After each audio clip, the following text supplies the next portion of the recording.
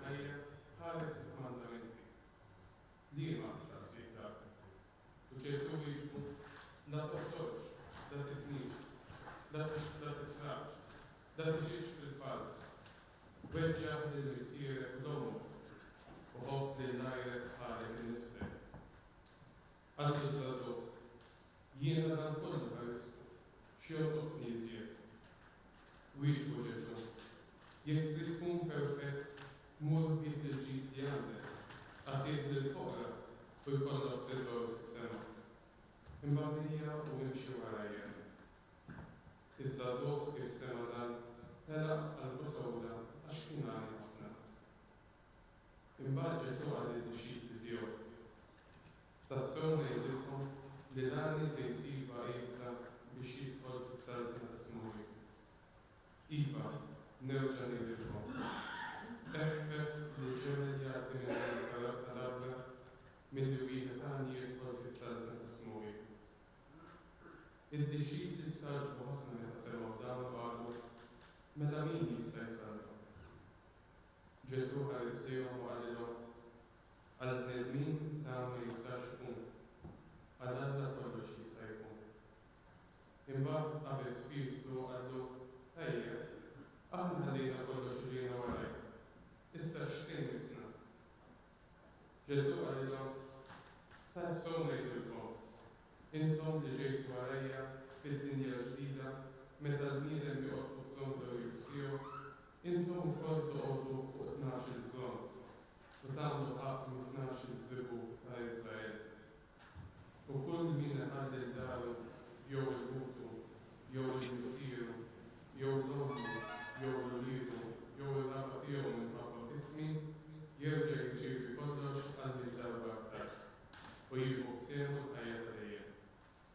U ħafna li huma tal-ewwel jiġu l-aħħar u tal-aħħar jiġu l-ewwel. Il-kelma tal-Mulek.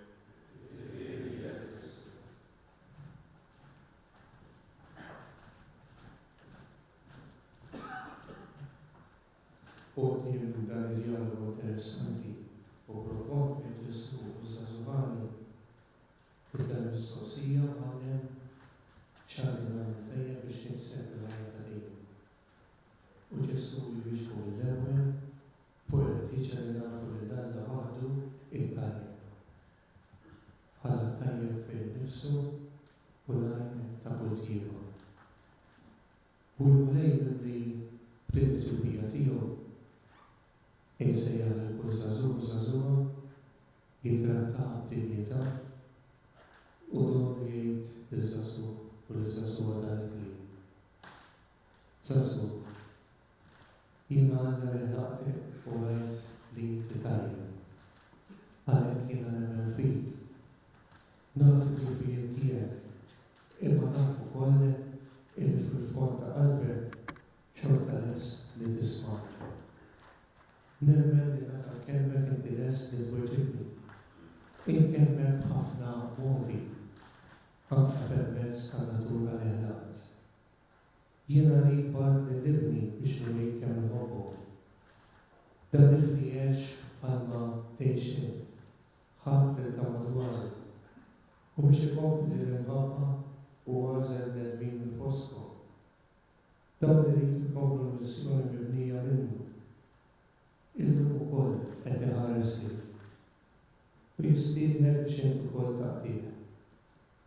Implibat l-Ispiritu Santu biex jisejnek u jqawwik bid-doni tiegħu perché inti ma tċedix meta jiġu dubji, ma tibżax ma taqtax qalbek quddiem il-diffikultà. Il-Ġesu jtaqqaq ma' nies fil-Knisja tiegħu magħha taqsam lill-imħabba. Nemmen li permezz tal-Knisja aktar nies jafu mħabbti għalihom. Għandi fiduċja kbira fik għax inti kapaċi tħobb. Żagħżugħ nerġa' ngħidlek jiena nemmen fik. Qed nofrilek il-isterina. Se twarba. Mulej, kompli l-lina l-mħabba tijek, biex għandu komplu nkunu prezenza ħajja tal-mħabba tijek, u ma nibżaw qatt il-noslu bil-isterina li inti tagħmel li kull żagħżugħ u dan li tolbuh Kristus jina. Fl-isem tal-Missier, tal-Bejn, tal-Spiritu Santu.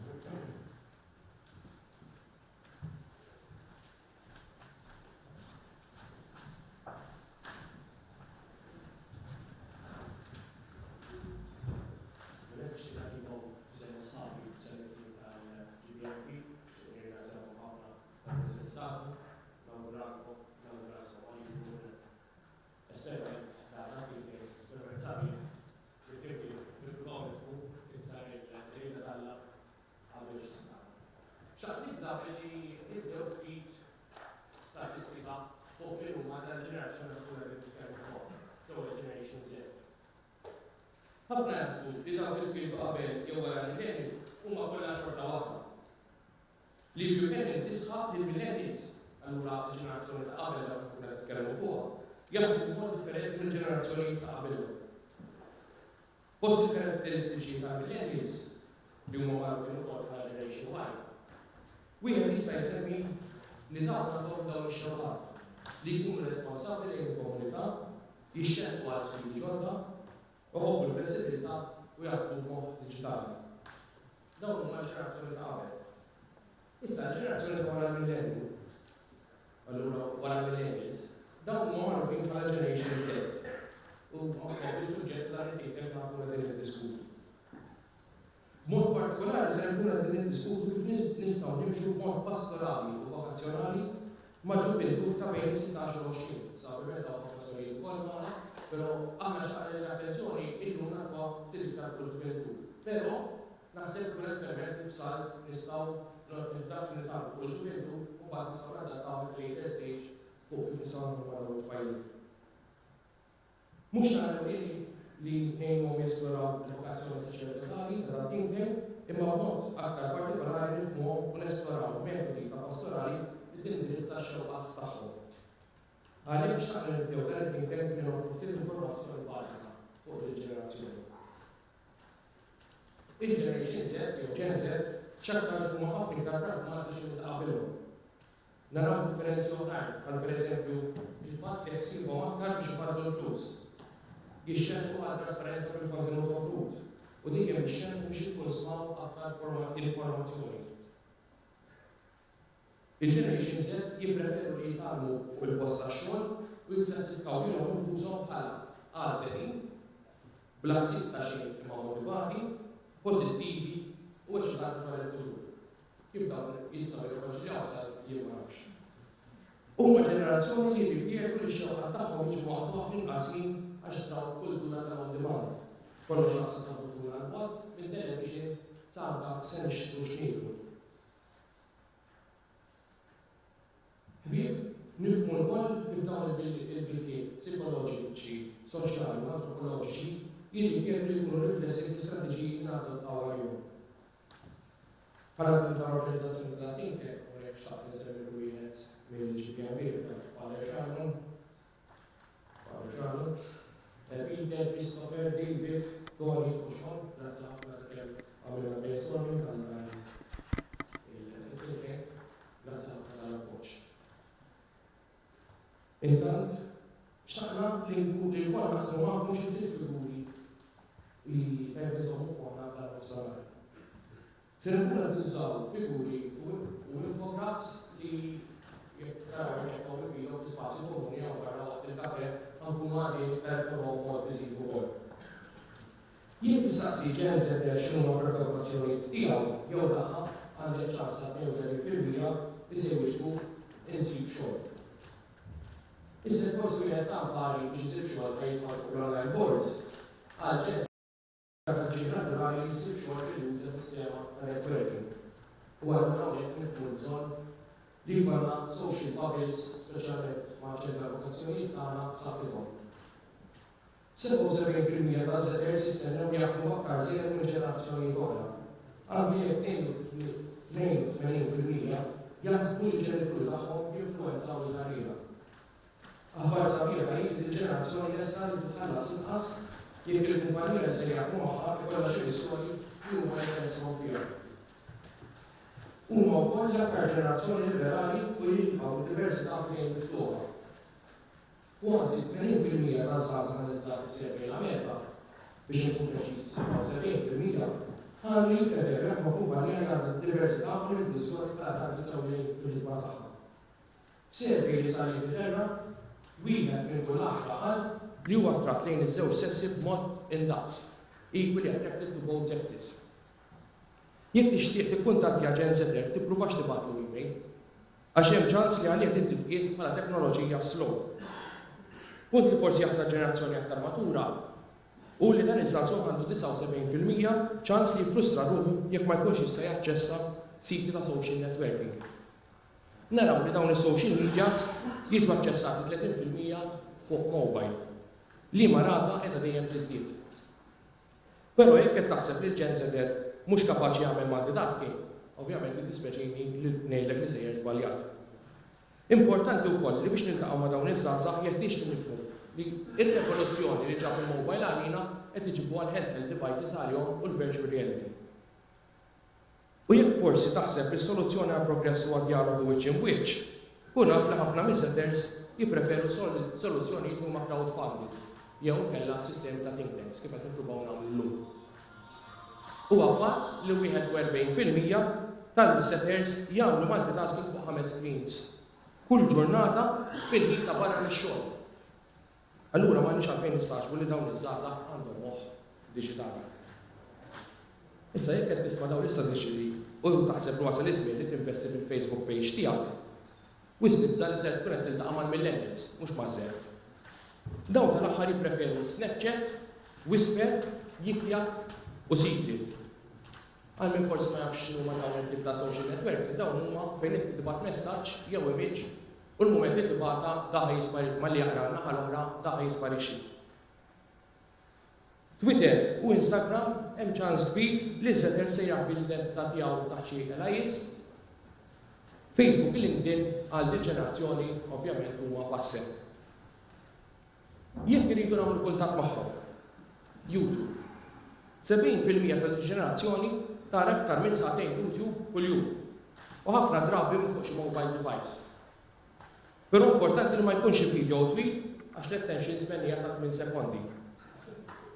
Jekk ser nagħmlu xi video, aħjar ma nippruvawx nużaw xi personalità famuża, imma nużaw persuni reali. Għax aktar minn 60% tagħhom jippreferu nies mill-ħajja ta' kuljum. Everyday titkellem fuq il-bżonn li bħala knisja nifhmu din ġenerazzjoni tara l-ispiritualità u reliġjożità bħala organika u multidimensjonali. Il-ħsibijiet u l-attitudnijiet spiritwali m'għandhomx ikunu marbutin mal-istorja jew riżultat ta' xi istituzzjoni. Infatti, fatti ta' twemmin mhumiex bżonjużi fihom infushom skont il-ġenerazzjoni. Li importanti huwa li jsibu l-meaning tagħhom li wieħed jieħu mill-istess fatti. Għal din il-ġenerazzjoni li temmen ifisser li inti membru, ġewwa to believe is to belong. Dik tisħaq li l-valuri u l-worldviews jiġu formati mill-familja u l-ħbieb. Waw fejn forsi nistgħu nibdew naħdmu. Għalhekk, eżis ħbieb u kollegi, ejja ma narawx dawn iż-żgħażagħ bħala xi problema li rridu nsolvu u lanqas ma naraw in-nisla fil-moralità bħala xi problema ta' spiritwalità. Dawn iż-żgħażagħ huma ġenti morali li kapaċi jagħmlu għażliet tajba f'ħajjithom u f'ħajjiet oħrajn. Nagħlaq billi nikkwota figura oħra. 60% tal-Gen Zers iridu jibdlu d-dinja. Aħna lesti biex li nibidlu biex niltaqgħu magħhom fid-dinja li huma qegħdin jikkrew.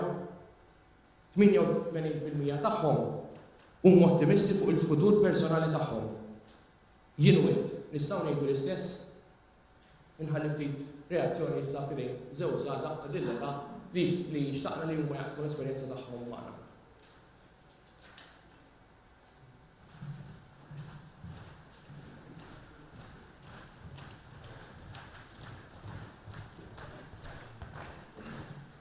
Bonġu l-ewwel ħaġa bħal kollox. F'dan l-ambjent hekk m'iniex daqshekk familjari xi Prim Ministru qed indirizza xi press conference dalgħodu. Matthew tkellem fuq qisu l-pożittiv tal-ġenerazzjoni tiegħi ta' żgħar minni insomma. Jiena rtaqleb aktar fuq, aktar negattiv insomma.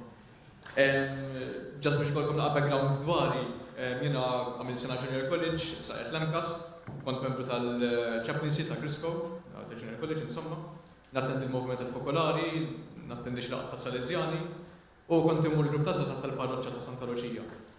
Jiena ħan nitkellem naqra fuq issu kif iż-żagħżugħ ħares li l-Knisja llum il-ġurnata.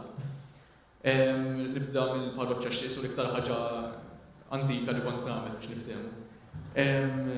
Santa Lucia għandna parroċċa mħalta għandna ġenerazzjonijiet ta' familji li ilhom jgħixu hemmhekk minn dubdiet, ġifieri mid-60s. U għandna familji li ġew iktar tard. Familji ġew iktar tard ġew minn familji jew minn postijiet fejn familji huma iktar mhux formati tajjeb biex niftehmu, allura nqisu dik il-differenza bejn il-kultura. Il-grupp ta' żgħażagħ kien magħmul minn tfal minn żewġ oqsma tal-raħal speċi. U avolja kien fih dan il-parroċċja ma kienx tal-Knisja biex nifhem mhux attivitajiet soċjali konna nagħmlu mhux neċessarjament marbutin mal-Knisja. Allura anke tibda tara li ż-żgħażagħ mhumiex miġbudin ħabba li għax marbuta mal-Knisja, ma xeraw il-sħabhom għax joħorġu bil-għaxija u affarijiet bħal dawn insomma. Dak kien qisu l-ewwel kien ta' kif tgħid il-ġenerazzjoni tagħna mhix daqshekk formata spiritwalment bħal ġenerazzjonijiet oħrajn. Mbagħad mur Junior College, hemmhekk totalment differenti kważi kulħadd jiġifieri ħan niġġeneralizzax issu kont hemmhekk kunna naqa' kif kienet il-biċċa xogħol sa sena ilu ġifieri. Il-chaplaincy konna xi 10-11 li konna mmorru għax vera tinteressana l-ħaġa, mbagħad kien ikun hemm min jiġi biex jilgħab it-table tennis, min jiġi biex jiltaqa' mal-bib eċċetera l-istess. Imma bħala skola kienet naqa' post li toħoqta tħares lej in-nies għax Knisja ma teżistix, twemmin ma jeżistix, imorru quddies għax ġarhom il-familja jekk imorru, għax ġiri jxubu skuża ma bl-istudju flok jistudjaw jilagħbu Facebook imma insomma. L-istess, ġifieri hemmhekk kienet aktar 3000 żagħżugħ u żagħżugħa, ġifieri kienet tidher aktar ċara l-ħaġa li l-maġġoranza taż-żagħżugħ li l-ġurnata qishom qed iwarbu l-Knisja bażikament ma nafx għalfejn għax mhix ħaġa li tbeżza l-Knisja. Nitkellem fuq il-moviment tal-fokolari, ma nafx jekk intomx hawnx minnkom familjari bil-moviment tal-fokolari. Bażikament huwa moviment li beda mill-Italja mhux telet mad-dinja kollha, insomma ġie Malta wkoll. L-istess kellna s-section taż-żgħażagħ tagħna u hemmhekk jiena aktar differenti l-istorja għax orajt huwa tal-Knisja aw fundaments aw kattoliċi insomma. U da parti nitkellem fuq ħaġa żgħira fuq. Parti mill-affarijiet li nagħmlu jien immorru pereżempju volontarjat barra jew ikollna xi kongressi barra minn Malta l-istess ġifieri kollha fuq formazzjoni spiritwali ħafna minnhom. Jien personalment darba mort, kienet esperjenza sabiħa dal-ġen ġifieri. Ma ninnota li ħafna miż-żgħażagħ li jattendu għal dal-grupp isifru għal dal-attivitajiet ġast biex ikunu marru. Per eżempju, issa fis-sajf ħajmorru l-Filippini, għantellaw 16 ruħ il-Filippini ma ħammorru kongress kunu xi 3,000 ruħ. U ħajmorru ġifieri biex kunu għal l-mur Filippini, nuħor ix-ridatti, nuħor li kellt hemmhekk, tkun esperjenza. U il-ġist tagħha ma jeħdux imbagħad li jsifru biex jagħmlu esperjenza spiritwali ta' talim ta' growth biex niftehmu. Issa tlifna kif tgħid, il-qalba tal-ħaġa biex niftehmu. Min-naħa l-oħra, il-grupp tas-Salesjani m'iniex ħafna li bdejt nattendi, hija storja differenti għax kif bħal-grupp tal-vokazzjonijiet mhux ħaninżid tinkwetax. Il-grupp tas-Salesjani bħal-grupp tal-vokazzjonijiet dioċeżani għandu roots kattoliċi u bil-forsi tibni fuqhom, s'intendi il-grupp tal-vokazzjonijiet. X'ismu? U tas-Salesjani għandhom l-idea Salesjana. Hemmhekk differenti l-istoria tal-ġiex postijiet għaliex in-nies li jattendu il-maġġoranza kbira tagħhom jattendu għax isibu użu mhux sens ħażin, s'intendi, isibu qed jitgħallmu xi ħaġa jidlew il-wieħed jiġifieri. Fil-fatt għalhekk bqajt nattendi ġifieri m'għandi l-ebda intenzjoni li nidħol qassis imma bħal-irxar tini hekk naqa' saħħa spiritwali fejn postijiet oħra nitlifha ġifieri. Iż-żgħażagħ b'modijiet tradizzjonali, fis-sens tilfu, issa kien hemm xi age gap, ma nafx minn fejn ġifieri minn xi għaref tal-affarijiet. Imma mill-inħoss miż-żgħażagħ ta' madwar jiġifieri issa inħolqot stigma kontra l-Knisja. Ma nafx ġifieri fil-mużew eżempju ma nafx kif il-biċċa xogħol għax mużew ma tantx kont nattendi ġifieri minn daqshekk ma tax Ma dik nixtieq li bħala leaders ta' gruppi differenti għek nżommu għana għaf moħna jina kolla xina nħuħseb la bħajjet tal-raħal ġifiri t-tellem għalli u koll. Nżommu għana għaf moħna li iż-żgħażagħ irnodu attenti kif n-approċaw bil-Knisja għalix tilfu il-fil tagħha. Ġifiri naħat tiegħi ma nafx m'għandix iktar xejn, just mill-qalb imma twelħed li nippruvaw nagħmlu.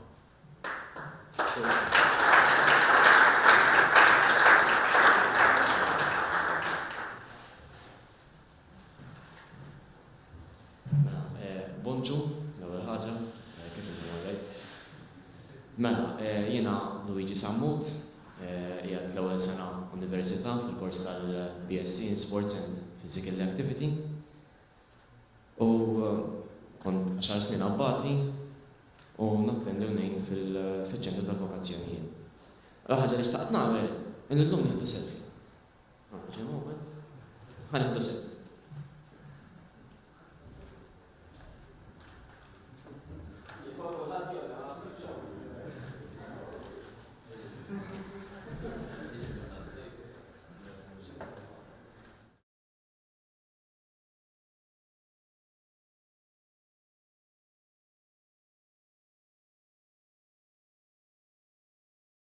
Ħaddux għax, għarajt, għadha għedin komunità sabiħa, ma l-iskop propja kien illi l-lum iż-żgħażagħ tal-lum jiena u ta' iżgħar minni, kulħadd irid kollox iċċentrat miegħu madwaru.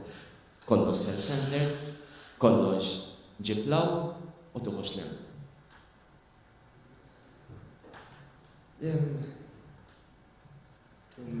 U l-Knisja, fl-opinjoni tiegħi naqset xi ftit l-age gap li semma Nathaniel, jiena naħseb illi l-Knisja għamlet dak il-perjodu meta l-internet sploda fid-dinja illi l-Knisja naqset milli tapprofitta minnu. X'jiġifieri? Fejn tara kumpaniji illi meta sploda l-internet għamlu użu mill-marketing, mill-istrateġija ta' marketing tagħhom biex tefgħu l-avviżi tagħhom fuq l-internet, id-directory yellow pages ma baqax fuq karta, ġi fuq l-internet illum il-ġurnata. Il-Knisja setgħet tagħmel l-istess, imma ħadet dak il-proċess daqsxejn it-twal minn ħafna kumpaniji. U b'hekk iż-żgħażagħ bdew ħossuhom iżjed maqtugħin. Għax fil-waqt li trend kienet l-internet, il-Knisja, eżatt, kienet bid-delay biex tibda taġġorna ma' żminijiet. U fil-fatt, meta Papa Benedittu 16 kien għamel account la naf Twitter la naf Facebook, id-dinja headlines kienet kull imkien. Għax il-Papa għamel account. Anka Papa Franġisku l-istess minn għalija wkoll. Għaliex hija xi ħaġa ta' barra minn hawn għaliex xi ħadd mill-Knisja għamel account ta' Facebook. Anka pereżempju ikellmuni sħabi jgħidu li għaxek, insomma, tista' timmaġinaw id-diskussjoni li tinqala fuq il-Knisja. Jgħidulhom ma tistax tmur tkellmu fuq Facebook, mela għandu Facebook. Speċi ta' isma' m'għadux daqshekk antikwat il-Knisja taġġorna ruha. Speċi ta' ukoll tħossok daqsxejn li ġifieri dan ma jafx li l-Knisja ġġornat ruħha bil-Facebook, Twitter u imma nsaf. Inħoss li naqsat ukoll in-nuqqas kien hemm dik l-age gap ukoll. Illi, eżempju, ikun hemm qudiesa speċifika għaż-żgħażagħ.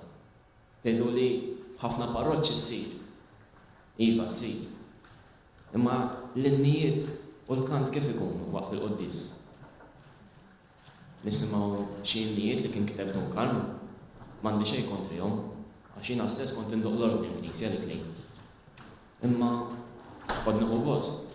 Meta bdejt indoqhom, bdejt inkun naf x'ġifieri s-sens tagħhom. Imma llum il-ġurnata biex tattira żgħażagħ. Tagħmilx quddiesa daqshekk. Nkun daqsxejn qawwi, ta' dwejja. Nipprovaw illi kemm jista' jkun hawn ħafna nijiet differenti. U għaliex dejjem daħlu xi daqsxejn nijiet bl-Ingliż.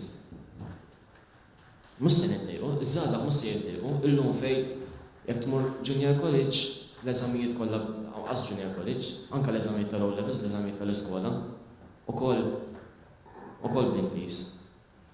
Meta tkun is-sixth form kollox bl-Ingliż, università speċjalment kollox bl-Ingliż, li trid ikollok xi wieħed barrani fil-klassi li titkellem il-ħin kollu bl-Ingliż. Iż-żgħażagħ tal-lum jafu bl-Ingliż. Kif qal Matthew fil-bidu, iż-żgħażagħ tal-lum jien xkultant inkluż ta' nkun għadaq xejn għażenin. U ma las jiġi nuqqas ta' commitment. U apparti nuqqas ta' commitment ukoll l-attention span. Jiena għamilt sena viċi prefett u għamilt sena prefett.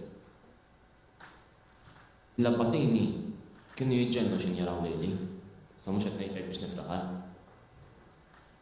X'in bdejt imur is-sena ta' wara, il-prefett ta' warajja, l-interess bdejt naraħ jonqos. Għaliex kont nipprova illi kull laqgħa tal-abbatini li konna niltaqgħu darba fil-ġimgħa u anke waqt il-logħob ġifieri konna nagħmlu nofsija laqgħa, nofsija rehearsals u nofsija ta' wara logħob. Kont nipprova illi kemm jista' jkun ma jkunx hemm minnu tajjeb ħafna pereżempju u minnu ħażin għaġeb. Kont dejjem nipprova biex inġib lil kulħadd fl-istess post. Anke l-laqgħat, alright, mela issa minn hawn nagħmlu imkien flimkien u morru law. Ma tfal mhux sejr. Sejrulek iva, ġi sekondi wara se jinsew. Allura kont nipprova nagħmel ilhom. Li jitfu, kont nipprova tgħidli qed waqqa' il-ritwal ċaj, le ma kontx. Ma kont nipprova ndaħħaqhom daqsxejn ċertu affarijiet. Anke qed nagħmel iċ-ċensier ta' parsi lajt daqqa biħġa rasi. Ta' lanqas jifhmu u jiftakru xi ħaġa. Kif kont qed ngħid l-ewwel, illum il-ġurnata ġib biss u toħodlix. Illum il-ġurnata niffokaw ħafna iżjed fuq id-drittijiet u dmirijiet insejnihom. Id-dritt li inti tirrispettani, inti ttini l-informazzjoni, imma d-dmir li jiena nirrispetta lilek dak ma jeżistix. Hija daqsxejn inkwetanti. Għaliex dina kull ġenerazzjoni tgħidha, u l-ġenerazzjoni ta' warajna bla valuri. Ġenerazzjoni kollhom valuri. U għandhom valuri, għaliex valuri illi soċipers li id-dinja qiegħda tiċċaq qiegħda timxi l qudiem, iż-żgħażagħ li tilgħin ikunu tilgħin bil-valuri tad-dinja li qiegħda tevolvi.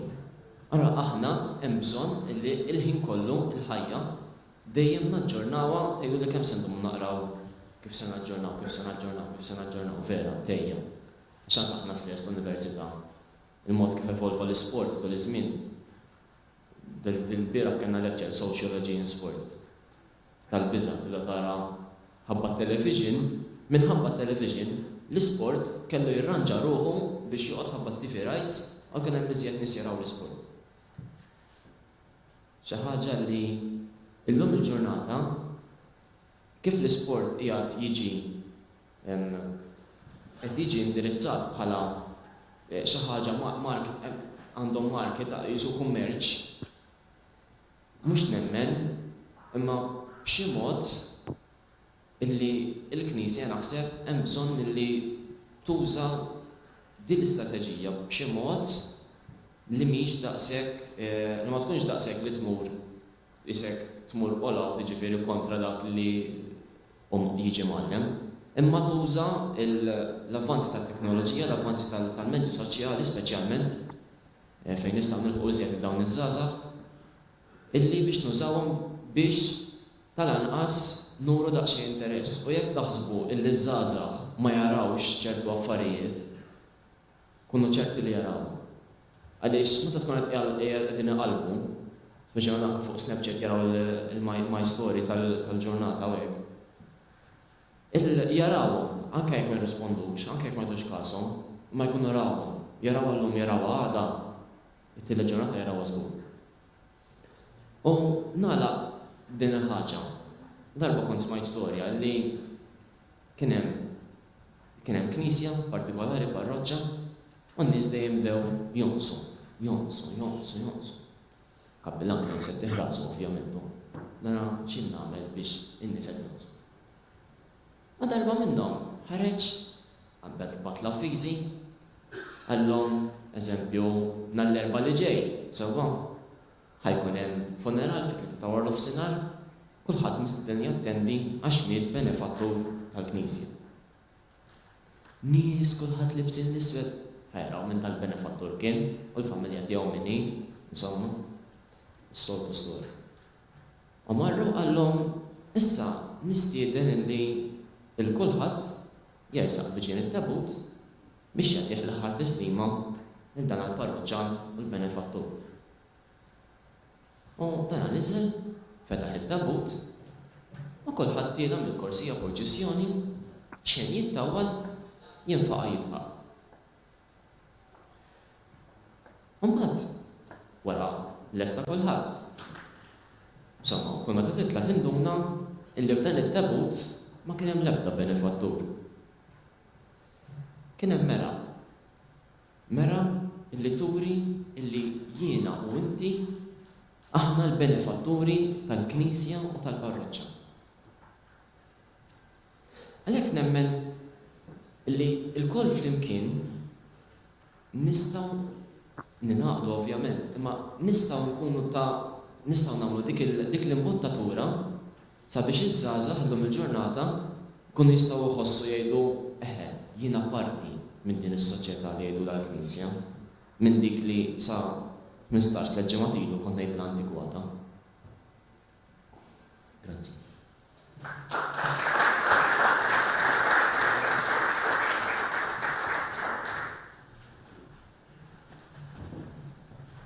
Grazzi ħafna Nathaniel, grazzi ħafna Luigi. Issa nixtieq ngħaddu għall-ewwel għal waħda mill-ewwel keynotes li għandna ta' Dr. Julian J. ħajkellimna ftit fuq il-psikoloġija ta' din ġenerazzjoni.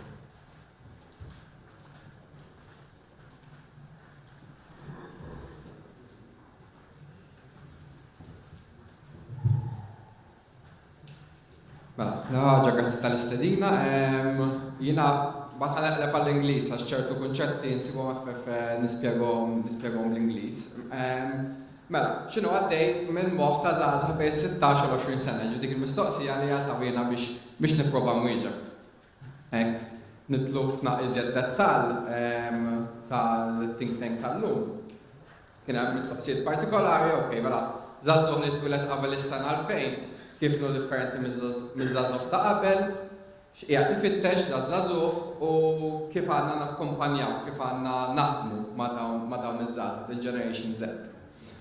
Mela, jiena ħanipprova nwieġeb ovvjament bħala psikologu, ġifieri naħseb ġejtaw fil-lab ta' psikologu, ġifieri ħanipprova nara mill-aspett psikoloġiku x'qed jiġri u forsi anke nagħmel link ma' dak li intqal qabel.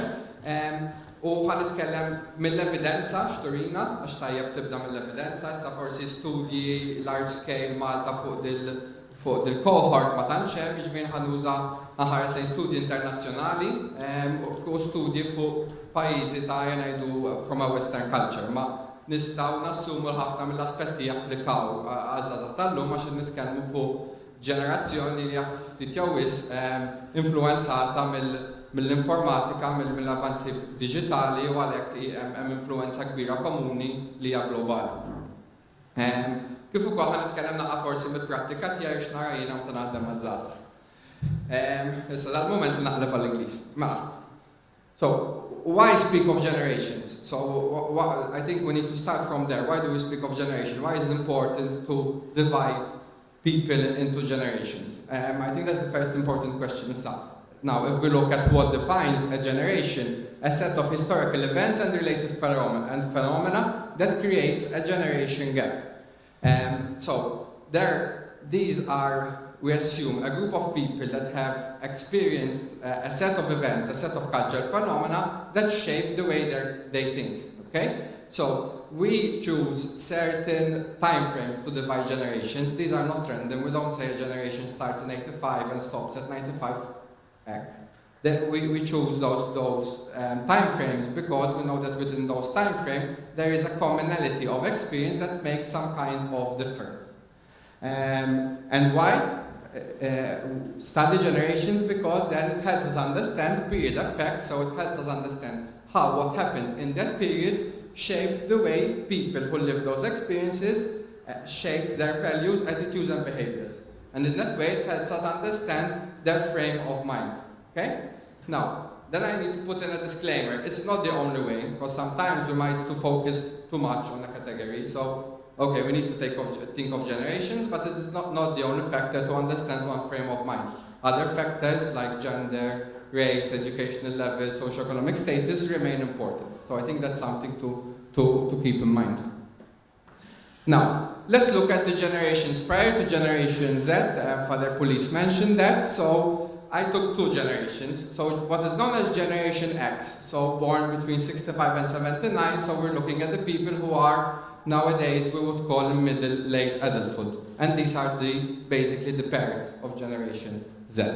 Now what can we say about this generation? So they grew up in the age of postmodernism. So in time culture, we're speaking where we are maybe refuting the concepts of modernity, and we are quite critical of most institutions in general.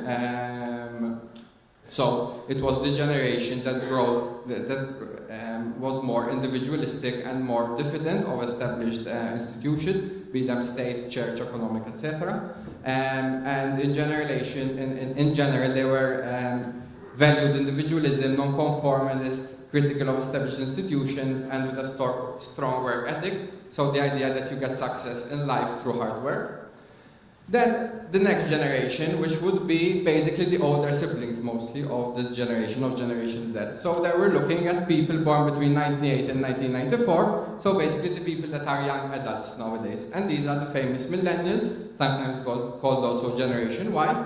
And what were the common experiences? They grew up in the age of globalization, where we really started becoming a global village. They witnessed the expansion of communication means, the start of the internet, the start of mobile networks, okay? And there was this greater accessibility of post-secondary education. So that the generation that grew up were the majority, where it was common to continue education after secondary school. What do they value? Convenience, so the idea of consumerism, the idea that with any commodity you can cater for any need.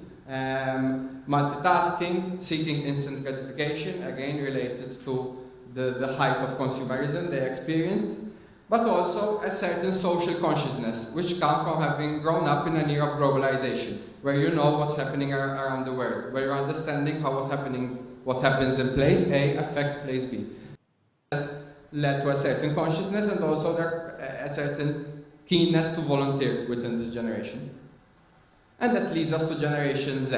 Okay, so usually the cutoff point is 1995. I have been set it sociologically, anthropologically.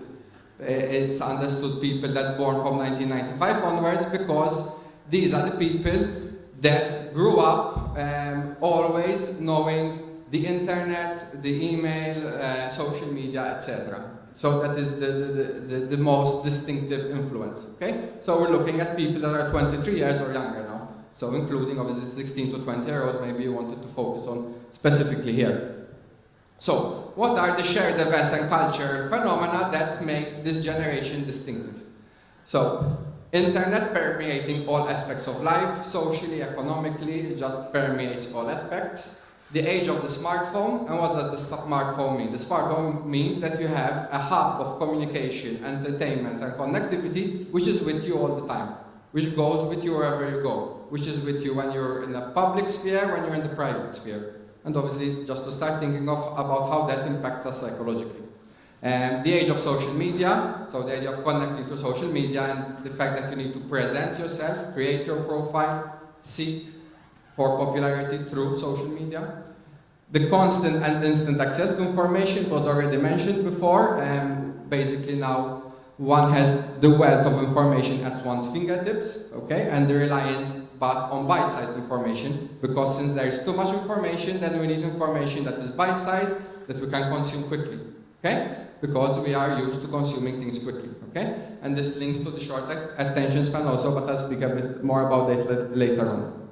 And growing up with fewer siblings than generations before, maybe a bit less so in modern other countries, but still, so the idea of sharing is less prominent, and the fact that basically your parents are concentrating their resources and attention on a fewer number, which automatically means there was more resources and attention dedicated to you, with the positive and negative outcomes of that. Also, more maybe negatively accustomed to the reality of global terrorism. So these are people that grew up, 9/11 had happened, we had global terrorism, we had conflicts, which we now call black holes in Afghanistan, Nigeria, Somalia, etc., which are a sort of a fact of life, and being exposed to this conflict that seems to be unsolvable.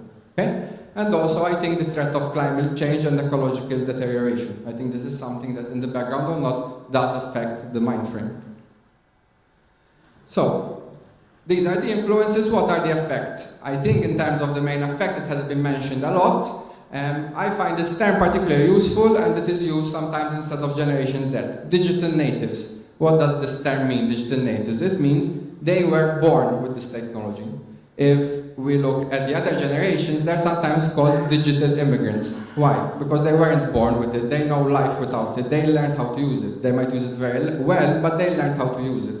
This is like learning a foreign language. You can learn a foreign language at 12, 14, 16 and use it quite well, or you might be born in that language, okay? Which is different, because it comes more natural to you if you're born into that language. And it is the same with technology for Generation Z. So they're naturally comfortable, proficient with technology, and their worldview is tied to technology, because they don't know a world without technology. That's an important point to try and understand. So access to information, ideas, images is completely without precedent, so that wealth of constant information is something that is also affecting the worldview.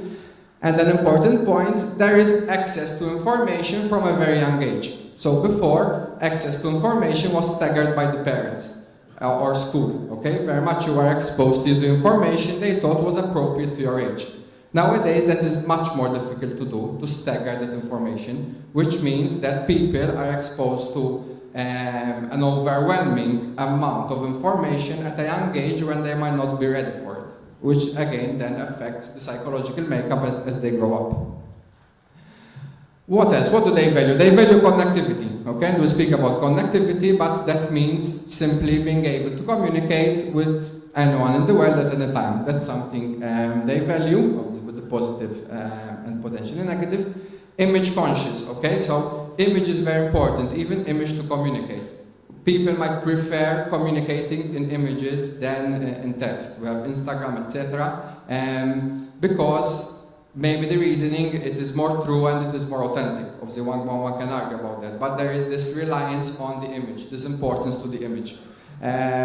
Used to rapid change as a constant, okay? So we are now all used to rapid change. For people of Generation Z, rapid change is a fact of life. It is what they expect. When is the next iPhone coming out? When is the next version of that video game? So they expect, they are used to, they want constant change. Adopt an identity of makers, creators, okay? So the internet is about sharing, it's also about creating. You create your posts, create your media, etc. And this is also affects how Generation Z looks at themselves. So they take on that image of makers, creators. We spoke a bit about employment. Generation Z, yes, values, you know, they want to work and they want to make a difference to the world. We'll speak a bit about that, but they value flexibility of employment. For them, the ideas of working at home, having flexible working hours, having a good job, but a good work-life balance is something that they assume is how things should be, and maybe more than generations before. And they value networking, okay? Building social contacts, building your skills, getting opportunities through networking. That comes, again, it's an automatic way of how things should work for this generation. Here I might conflict a bit with Father Pulis. Obviously, I maybe can quote my sources, he can quote his, but research is like that. You always have conflicting research. But this is an interesting study. It was 2007, conducted among this generation to over 20 countries, 6 continents, more than 19,000 respondents. So it's quite a rigorous study. And generally, out of 16 out of 20 countries, this generation was less optimistic about the future, in the sense that they all believe they're going to die in a world that is worse than what they were born in. Okay? And this contrasts to previous generation. Previous generations automatically assume the world will become a better place. For most people in this generation, the opposite is true. Because of climate change, ecological deterioration, unsolvable conflicts, whatever, they assume the worst, as they grow older, the world is going to become a worse place. And obviously that affects our outlook in life. But they are still optimistic in the sense that they believe in providing a wide contribution to society. In the same survey, 2/3, said that they believe they can and they believe it's important for them to make a contribution that goes beyond themselves and goes beyond family. Okay? So, I'll focus a bit more about the use of technology because, as I'm saying, this concept of digital natives explains a lot about Generation Z.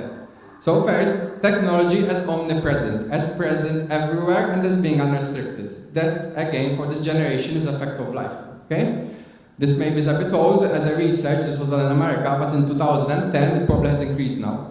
People of this generation used YouTube, social media, whatever, over 11 hours of media per day. So if a day is 24 hours, you're sleeping for 8, you're left with 16, 11 out of 16, you're using media, okay, 2/3. It's true you might be multitasking, but still, for most part of the day, you're using media.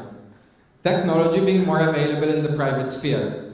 That is a change of life, which is also important. So it's more common to have TV and your desktop in the bedroom, but the fact that you have your smartphone, you can take it, whatever, means that technology is very accessible in the private sphere, which means that it is more unrestricted than before. And also, generally, there are less rules from parents about which type of media to use, at what age, and when, which again leads to this idea of this unrestricted access and the dangers that can bring, especially at a young age. A next important aspect is this, that this generation has developed a certain attachment to technology. And what I mean here is an emotional attachment, okay? Because of the importance digital technology has in their life. So if we look at the survey, 2012, this is similar to something that was mentioned before, 90% said that they would be emotionally upset about giving up an internet connection. A bit less said they would be upset if they have to give up their mobile phone and to text friends. And they were more upset at these things than giving up materialistic items, such as allowance money or buying new video games. Other activities, other social activities that are offline ranked even lower. So they weren't that upset if they have to give up going to the movies, attending a sports event, going out to eat, etc. Nowhere as close as how many would be upset if they had to give up the internet, which also indicates what their preferred ways of socializing are. And this again shows a generational change. One generation, 2 generations before, it's the lower ranked items that would have upset people more, not going out to the movies, not going to the sports event. Now that is nowhere close to giving up the internet. So, let's start looking at the consequences of this, okay? Most prefer online interaction than interaction in person. That is clear. What does this mean? Less face-to-face interaction means that you have less time to develop certain skills, okay? Skills we might see lacking nowadays in this generation. Lack of the ability to make a conversation. Very simple, lack of the ability to initiate and maintain a face-to-face conversation. Deficiencies in other social skills, especially reading facial expressions, understanding non-verbal cues. Again, due simple lack of practice, okay? And this has consequences socially, and even if we look at certain problems like social anxiety. Terkel is an American author. She wrote a book, I think it's very good. It's called Alone Together, and I think even the title itself explains a lot about this generation. She speaks about high presentation anxiety. What is presentation anxiety? Presentation anxiety is when we're anxious about how we present ourselves, how we portray ourselves, how we explain ourselves to other people, how others perceive us, etc. There is a very high presentation anxiety among this population, this generation. Now, this is nothing new. All teenagers and adolescents had presentation anxiety. The problem is that with the social media and the world they live in, this presentation anxiety is amplified. Why? Because your need for social approval now is played out on this massive worldwide 24/7 arena, basically. And your fears of being approved are lived out on Facebook 24/7, where people are going to like, not like, etc. So this presentation anxiety is highly amplified, and it is an impact even on the mental health of this generation.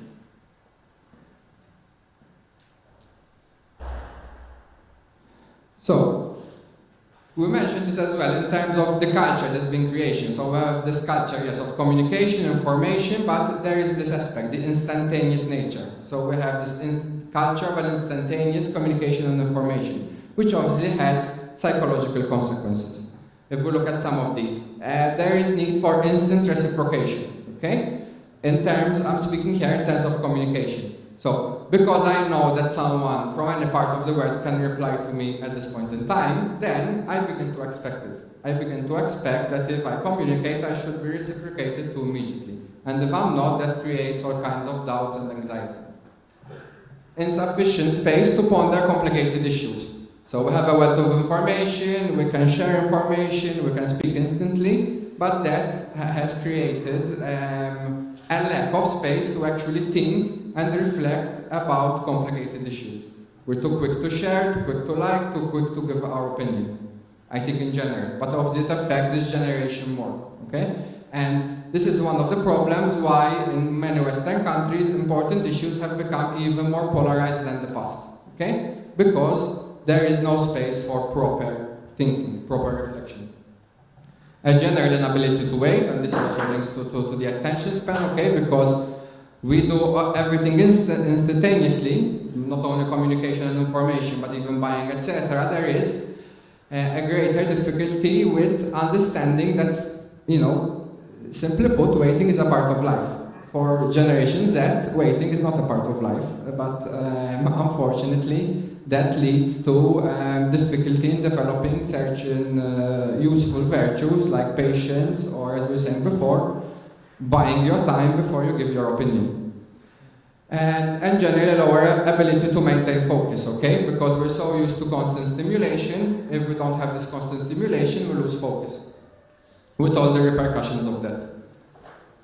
So, now I'm going to try to be a bit maybe more specific and sort of bring things together in terms of the psychological effects, okay? And I want to, as much as possible, also try and give a balanced outlook. So, thinking patterns. So, what we have, the people of this generation look for information. For them, information is important. They're going to Google things. They're going to look at different sources, which in itself is a good thing. The problem is that we are becoming less proficient in critical thinking and analytic reasoning. So we don't filter the information. We don't try to make sense of it. Okay? If we can distill it in an image or a slogan, all much the better. But whether that image or the slogan is actually embodies the full meaning or not, we don't really care. So this is something that is slowly being lost. Also, okay, we are evidence-driven. It's good, we have this information, it's good, we're consultant, but there's a big problem in how social media and the internet is constructed. How social media and the internet is constructed, you are given suggestions according to your previous searches. You are linked to people which are like-minded. You end up receiving information from people that have the same opinions, that have friends that have the same opinions. So it creates what is called this echo chamber. You're constantly listening to opinions and views of people who are like you. You think you are connected to the whole world and you're listening views from the whole world, but you're only listening views to your bubble. And that creates a huge, we would call it cognitively a confirmation bias. Okay? So we get a lot of information, but most of it is information that's already confirming how we think, whether we think it is useful or not. And again, this is a reason for a big polarization in society around different issues. Shorter attention span, we've mentioned it, but I think we should reflect on this. So humanity has been developing for thousands of years. Okay, we've reached the state we are psychologically, sociologically, etc., through thousands different millennia. But thanks to technology, from 2000 to 2013, we lost our attention span from 12 seconds to 8 seconds, and it is a huge change psychologically. So I think it's something that it's good to reflect on. The article says now we have a shorter attention span than a goldfish. Just a humorous way to look at it, but I think it's good to keep in mind that the shorter attention span has huge implications sociologically, educationally, etc. And I find this quote summarizes it quite well. Herbert Simon is an American economist and political scientist. He says, a wealth of information has created a poverty of attention. And I think this summarizes a lot the process that has happened, unfortunately.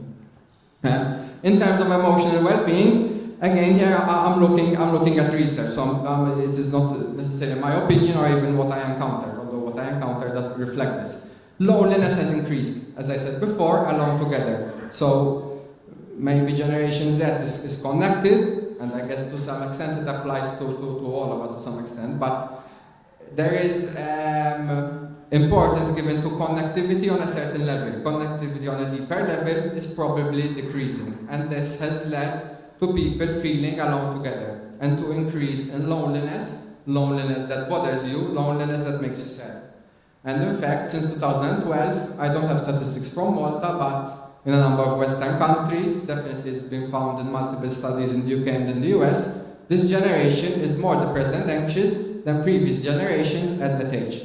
So they are the most depressed and anxious adolescents for the past 4 or 5 generations, okay? Not even the generation that went to war. And again, that is something to reflect on. And in terms of anxiety, because I think anxiety is even the stronger of the problem than depression, my opinion is a lot of it is linked to what we were saying before, this presentation anxiety, this need to live out the social approval in public amongst 1,000 friends, of the issues of cyberbullying, if we're looking at this particular cohort.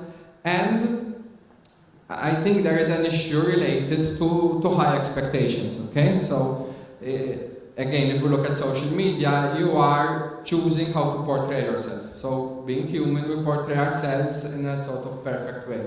Do you have an idea, you know, this is what we do, this is my work, this is how I spend my leisure, etc. Okay?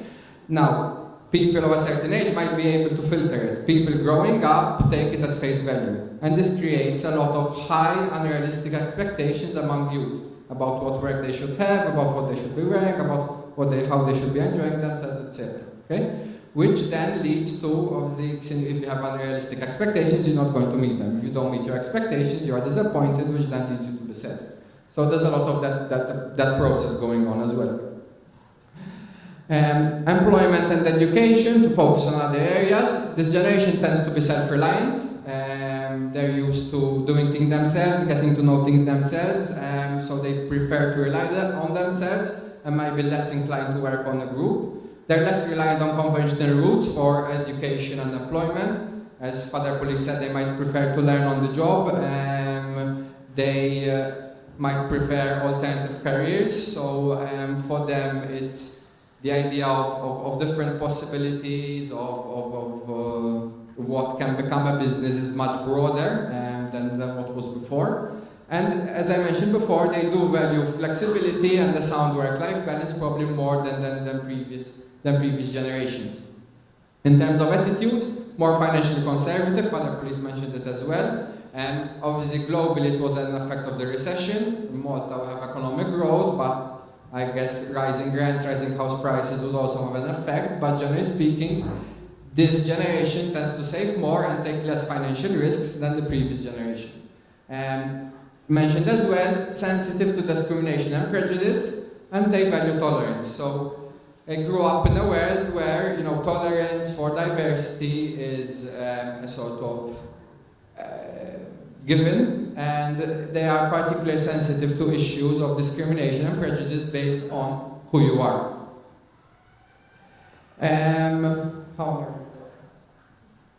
Okay, so let me just, these are, just to make it a bit humorous as well, overused terms and remedies. So I'll focus on two. FOMO, who can tell me what FOMO is? FOMO, someone? Fear of missing out, okay? Fear of missing out. It's a term that encapsulates a lot, but again, it is what we were saying before about how social media affects us, and there is a lot of this mentality that I cannot miss out. I have to live life to the full, which again has psychological consequences because ultimately we all need to take choices in life, and whenever you take a choice, you have to choose A over B. If you chose A, you're giving up B. But we're in a situation where taking even simple choices is difficult for adolescents because of this fear of missing out, this fear of giving up something. And here, what I think is needed is guidance to help them focus on what the tangible choices are, what the tangible possibilities and opportunities are, and to focus on that, not in a bubble of what we might be missing out. Okay?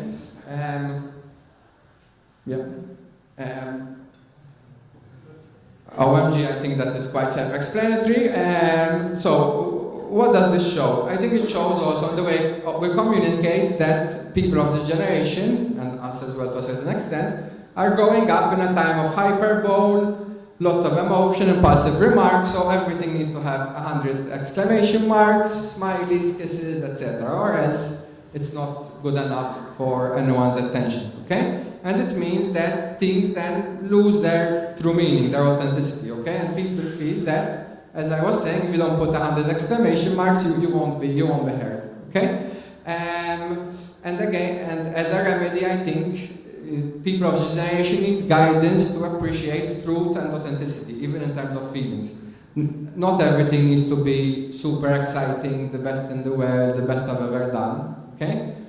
They need guidance to understand that. To understand that, being measured in emotion, that sometimes something is great, something is good, is normal. And there's no problem, being transparent about that. Okay, so, conclusion. Just something I know I missed, but I think is important, I'll just mention it, in terms of social anxiety and how being a digital native, let's call it like that, affects social anxiety. So there is the aspect that you practice less face-to-face interaction. But what we also need to consider is that obviously digital technology is easy. It's easy, it's accessible, okay? So it's keeping people in their comfort zone. We all like our comfort zone. Even I liked my comfort zone when I was young. But to connect, I need to get out of my comfort zone more, okay? And led me to take on challenges, to maybe learn certain things. Nowadays, for people, it's easier to stay in their comfort zone. And when it's easier for you to stay in your comfort zone, that in itself then leads to certain negative consequences, okay? Because people remain in their comfort zone, take up challenges less, and we see, and I see also as a professional, that developing into a lot of anxiety and social anxiety problems. So they need help to be taken out of their comfort zone. So, how to connect to Generation Z? So, I think that is one of the reasons why we are here. Now, I'm going to answer this question by asking other questions. You might say it's very much like a psychologist to do that, and you might say it's not very useful. But I really believe, sorry? Jesuit, I went to a Jesuit college, so maybe that's why I'm doing it. So I'll blame the Jesuits. Joking aside, I really think that if you want to answer a complicated issue, you need to start first by asking the right questions. If you're not asking the right questions, then you haven't started.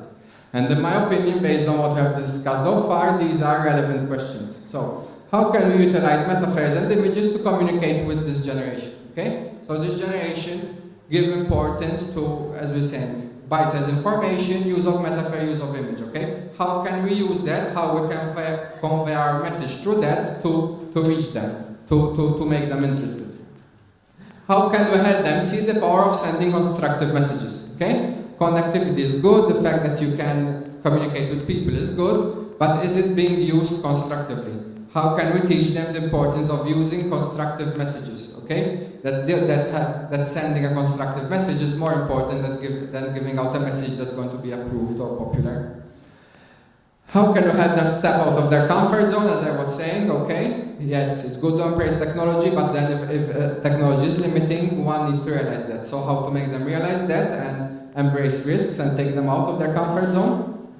How can we help them recognize the healthier forms of social connectedness, okay? So the problem is not connectedness, is that we have too much of one type of connectedness and too little of another type. So how can we help them appreciate the deeper kinds of connectedness and the value of forming social relationships, that are deeper, that are enduring, that are mutually affirming, that we are helping each other develop as persons through that relationship.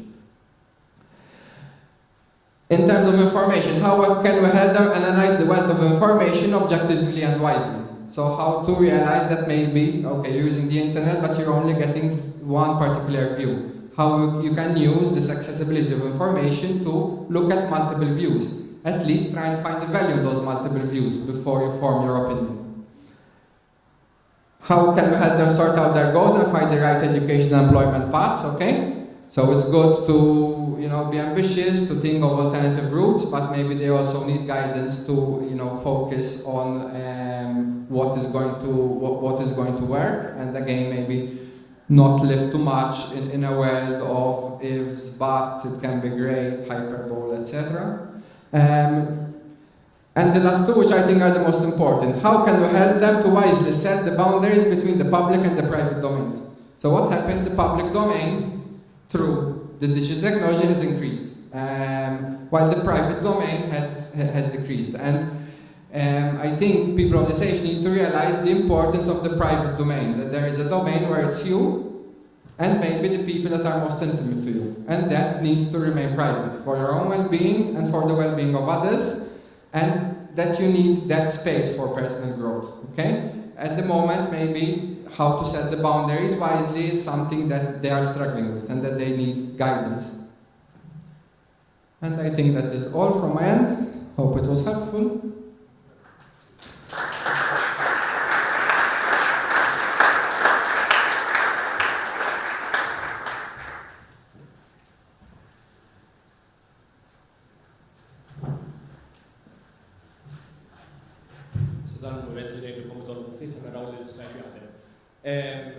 Suppost Father Fabio fil-linja, ċekjaw xie, u nistgħu nagħtu għal Father Fabio. Thank you ħafna wkoll Dottor Kassar.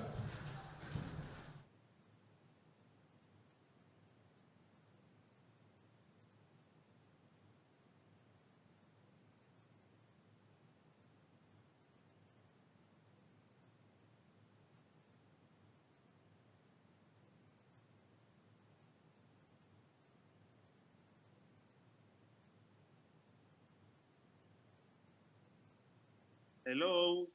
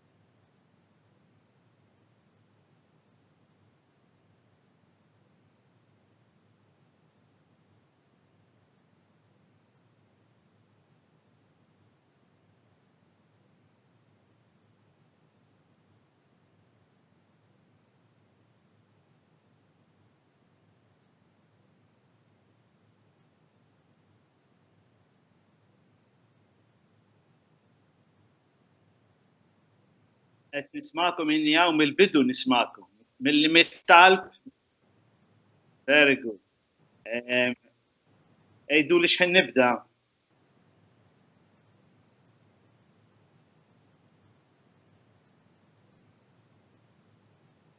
Hello.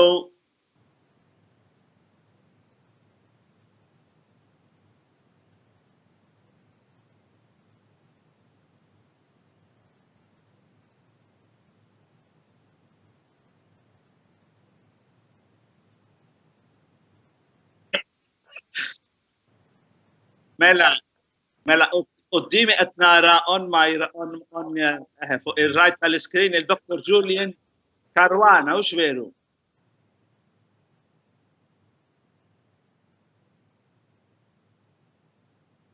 Okay. Qed tismani?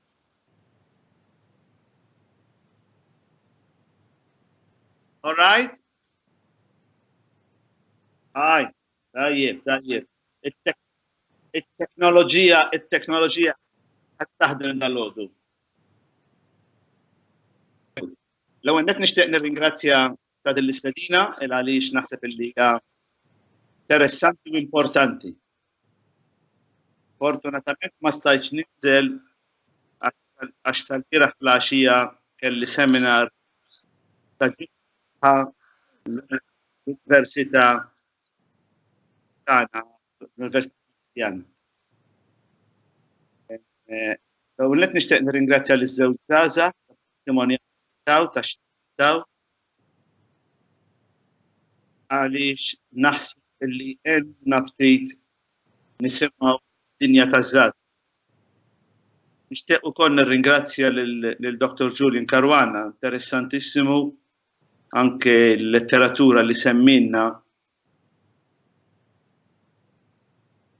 Hello? No problem. Hello, Edin connected? All right. Tajjeb, mela kont qed ngħid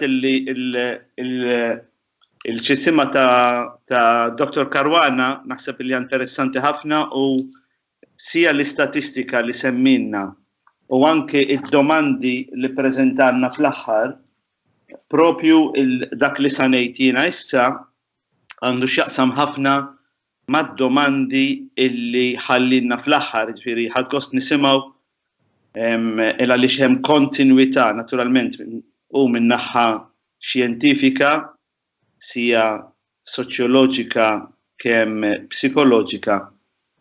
Jiena ħan nitkellem iktar mill-aspett pastorali. U l-aspett pastorali nixtieq illi narah minn żewġ angoli. L-ewwel qabel kollox mill-aspett tar-riflessjoni.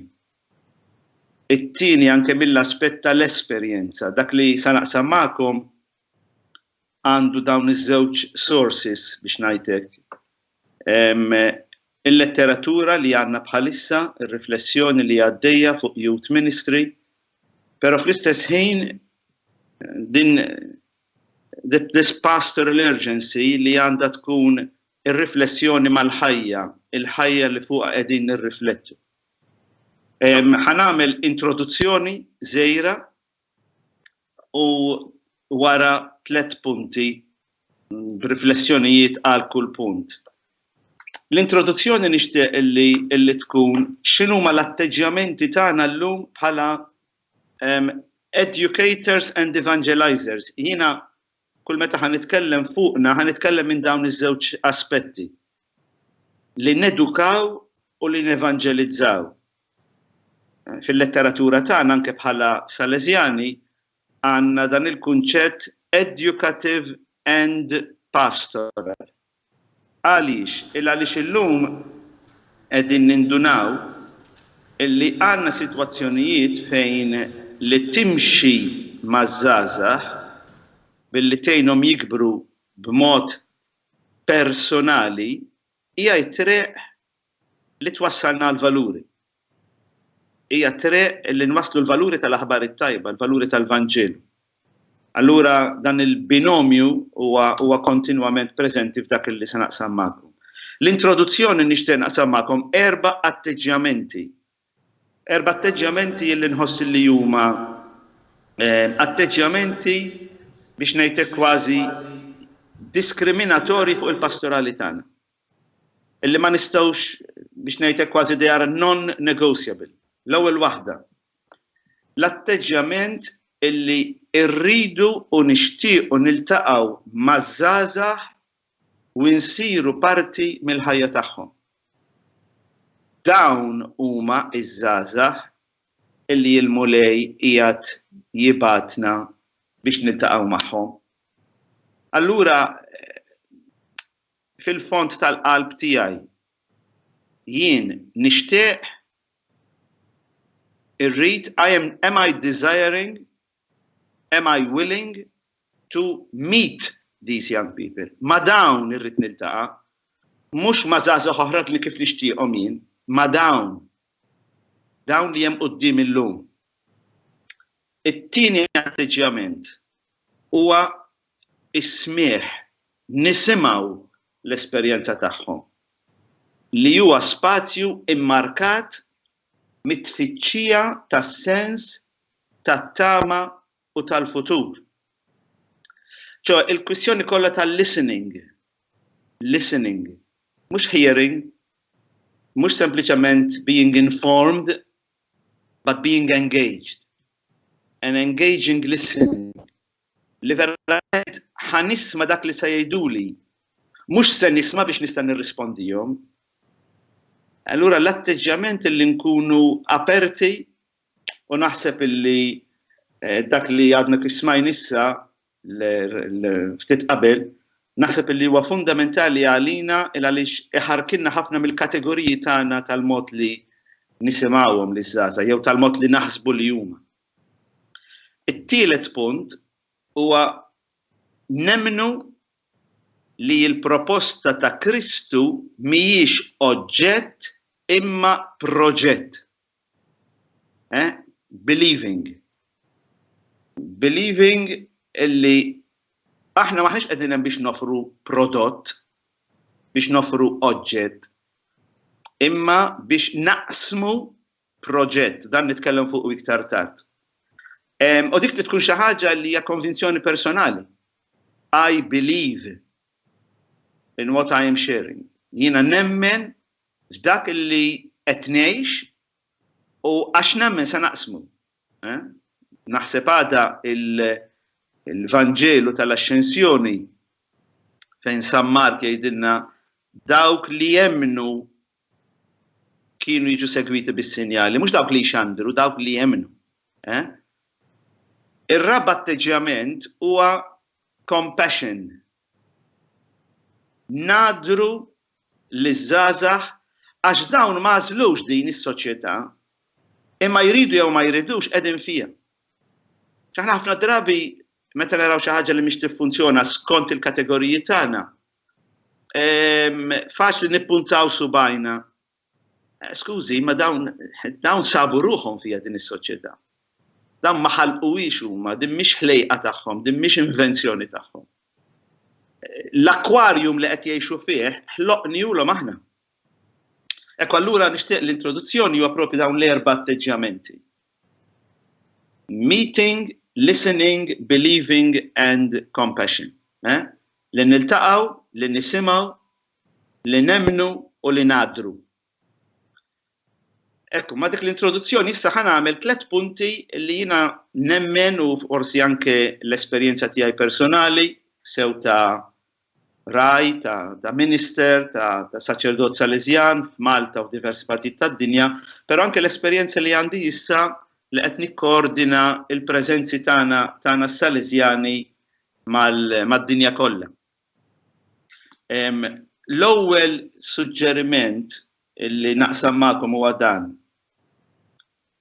Jeħtieġ li nkunu humble servants, għaddejja umli. U għaddejja umli, it-tnejn, iż-żewġ kelmiet huma suġġetti, huma sfidi. Mhux wieħed huwa noun u l-ieħor huwa adjective. Nkunu għaddejja u nkunu l-embodiment of humility. Humility fisser il-kapaċità li nikkuntatjaw mal-humus, mal-art li fih dawn iż-żgħażagħ huma imħawlin. Allura xi tfisser għalina illum li nkunu għaddejja umli, li nkunu persuni li l-umiltà tagħna tinbidel f'servizz, tinbidel f'qadi. L-ewwel qabel kollox irridu nkunu umli biżżejjed li narfu li aħna lil daw iż-żgħażagħ ma nafuhomx. U m'għandniex nidħlu fi kriżi. It's a different generation. It has a different story. It has a different paradigm, different metaphors, different language, different meaning of the same words. Allura, is-sitwazzjoni tagħna hija li rridu naċċettaw il-fatt li aħna immigrants, maħniex natives. U mhux biss mill-aspett teknoloġiku, imma anke mill-aspett antropoloġiku, mill-aspett ta' komprensjoni intellettwali, mill-aspett ta' kategoriji ta' ħsieb, ta' mod kif huma jirraġunaw. Għalhekk importantissimu għalina qabel ma naraw x'se nagħtuhom, l-ewwel preokkupazzjoni prinċipali hija min huma. Min huma. U ħafna drabi sfortunatament noħduha for granted peress li aħna in ġenere la maġġoranza, stragrande maġġoranza aħna nies ġenerużi, allura naħsbu li għax aħna ġenerużi aħna wkoll bravi, mhux neċessarjament. Mhux neċessarjament. Il-fatt li inti ġeneruż hija xi ħaġa sabiħa. Imma l-fatt li inti persuna ġeneruża ma jfissirx li jien diġà equipped bil-kapaċità li jien lil dawn iva nafu, m'hemmx għalfejn nikellmuni, diġà naf x'iridu. No, kalma fratello mio, kalma. Aħna li daw iż-żgħażagħ ma nafuhomx. Irridu nkunu umli biżżejjed biex xi nirrikonoxxuha l-ewwel qadi tagħna huwa li narfuhom, li nisimgħuhom, li nidħlu fid-dinja tagħhom. Għaddejja li tfisser ukoll li nkunu adulti autentiċi, koerenti u persuni ta' fidi. Meta ninżel Malta l-aġġornament tal-kleru Fader Jimmy stedinni biex ninżel, naqsam magħhom is-sintesi tal-kwestjonarju ta' 5 konferenzi episkopali. 5 konferenzi episkopali li jippubblikaw uffiċjalment ir-riżultat tal-kwestjonarju tas-Sinodu. Interessantissimu għaliex x'jistennew mill-Knisja meta aħna nisimgħu li żgħażagħ x'iridu mill-Knisja, imma anke dawk li ma jiġux il-Knisja, anke dawk li huma f'kuntatt magħha by accident biex ngħidu hekk, huma jridu n-nies li jirrappreżentaw il-Knisja, nies autentiċi toqgħodx tilab what they see is what they get. And what do they see? And what are they getting? Autentiċi, koerenti. Koerenti ma jfissirx perfetti, koerenti jfisser li jekk jien minn 1 sa 10 nasal sa 4, tajjeb, tipretendix li tasal sa 5 jew sa 7. Ekku dan li nista' nagħti, koerenza. Imma fuq kollox persuni ta' fidi. Persuni ta' fidi, nispiċċa biex nikkwota in-number 10 tad-dokument li ħarġu żgħażagħ xahrejn ilu wara l-Sinodu li sar hawnhekk ġewwa Ruma 300 żgħażugħ mid-dinja kollha. It-tielet subtitle ta' din il-qaddejja umli, Edukaturi jurajja, Educators and Evangelizers, li huma kapaċi jagħtu fiduċja. Jagħtu fiduċja. Ħafna drabi ir-riskju tagħna l-adulti huwa illi ninvolvu l-żgħażagħ fi proċessi b'mod funzjonali għax bravi, għax jafu jużaw l-internet, għax kapaċi jagħmlu il-diskors kollu tal-social networks. Pero ma jħossuhomx li huma parti minn proċess ta' riflessjoni, minn proċess ta' deċiżjoni użati biss fil-proċess ta' implementazzjoni. Xi fisser nagħti fiduċja?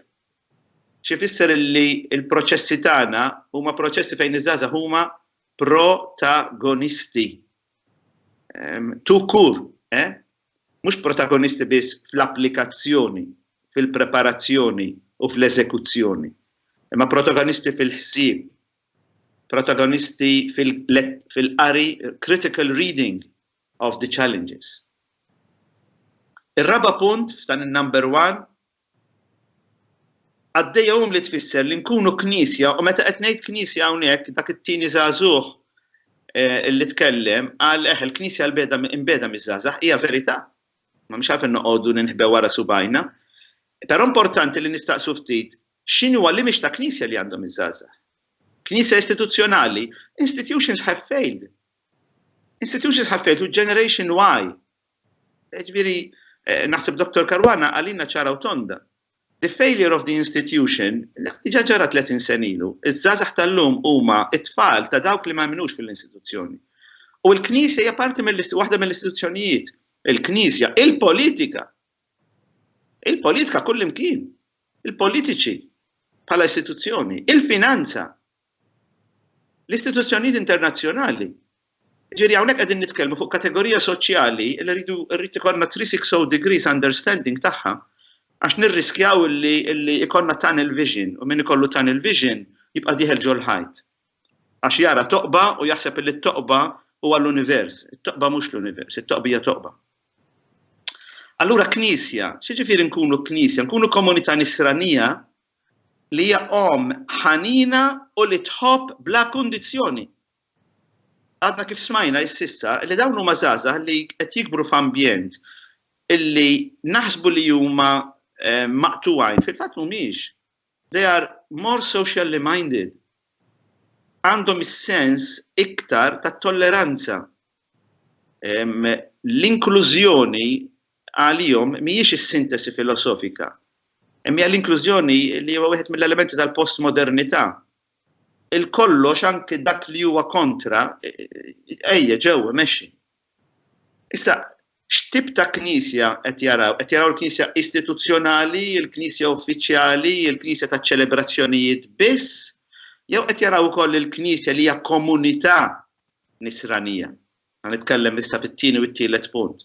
Hija komunità li kapaċi tilqa' inkondizzjonalment. Id-diskors kollu tal-omosessualità. Id-diskors kollu ta' same-sex marriages. Ekku, dawn huma l-issues li fil-kwestjonarji li għamlu żgħażagħ titolbu lill-Knisja, attenzjoni, għatu kas ta' dawn l-issues. Għax għalihom they are not issues, they are realities, which is not the same thing. Allura aħna bħala komunità nisranija nagħmlu filters ma' min nitkellmu kif nitkellmu, it-tip tal-body language tagħna, it-tip tal-atteġġjament tagħna. X'inhu x'messaġġ qegħdin nagħtu. Mela, ħanaqra silta minn number 10 tal-messaġġ taż-żgħażagħ tistgħu ssibuh fuq l-internet. Il-website eċċezzjonali Laikos ta' Malta jidirli, provajt infittxu bil-Malti, jidirli għadhom ma għamluhx. Il-bieraħ ippubblikaw Gaudete et Exultate bil-Malti. Naħseb qed tagħmel hawnhekk nixtieq nirringrazzja lil dawk kollha li qed jagħmlu dan ix-xogħol enormi. Anyways, fin-number 10 ta' dal-messaġġ kif tmorru ssibuh qiegħed fuq l-internet mhix problema. Ħanaqra daqsxejn bl-Ingliż silta mill-paragraph number 10. Young people and accompaniment. Intom qed tisimgħuni hux veru ma mhux qed nitkellem mal-ħajt. Okay, fine, jien m'iniex nisma' lilkom, però mhux importanti nismakom wara. Okay, number 10. Young people are looking for companions on the journey. To be embraced by faithful men and women who express the truth and allow young people to articulate their understanding of faith and their vocation. Such people do not need to be models of faith to imitate, but instead living testimonies to witness. Such a person should evangelize by their life, whether they are familiar faces in the comfort of home, colleagues in the local community, or martyrs testifying to their faith with their very lives. There are many who could meet this expectation. Sekk allura l-ewwel punt il-għaddejja li. Jiena fil-fatt li nista' nagħmel huwa issa nibgħat dawn iż-żewġ 3 folji li għandi, nibgħathom lil Matthew Pulis u jekk xi ħadd jinteressaw jista' jagħmel anke fotokopi. M'hemmx xejn ta' barra minn hawn ta' hemm 4 punti żgħar. Ngħaddu għat-tieni punt. Mela l-ewwel wieħed għedna għaddejja li. It-tieni punt, familja autentika. ta' edukaturi u rajja. An authentic family of educators and evangelizers. X'ifisser dan?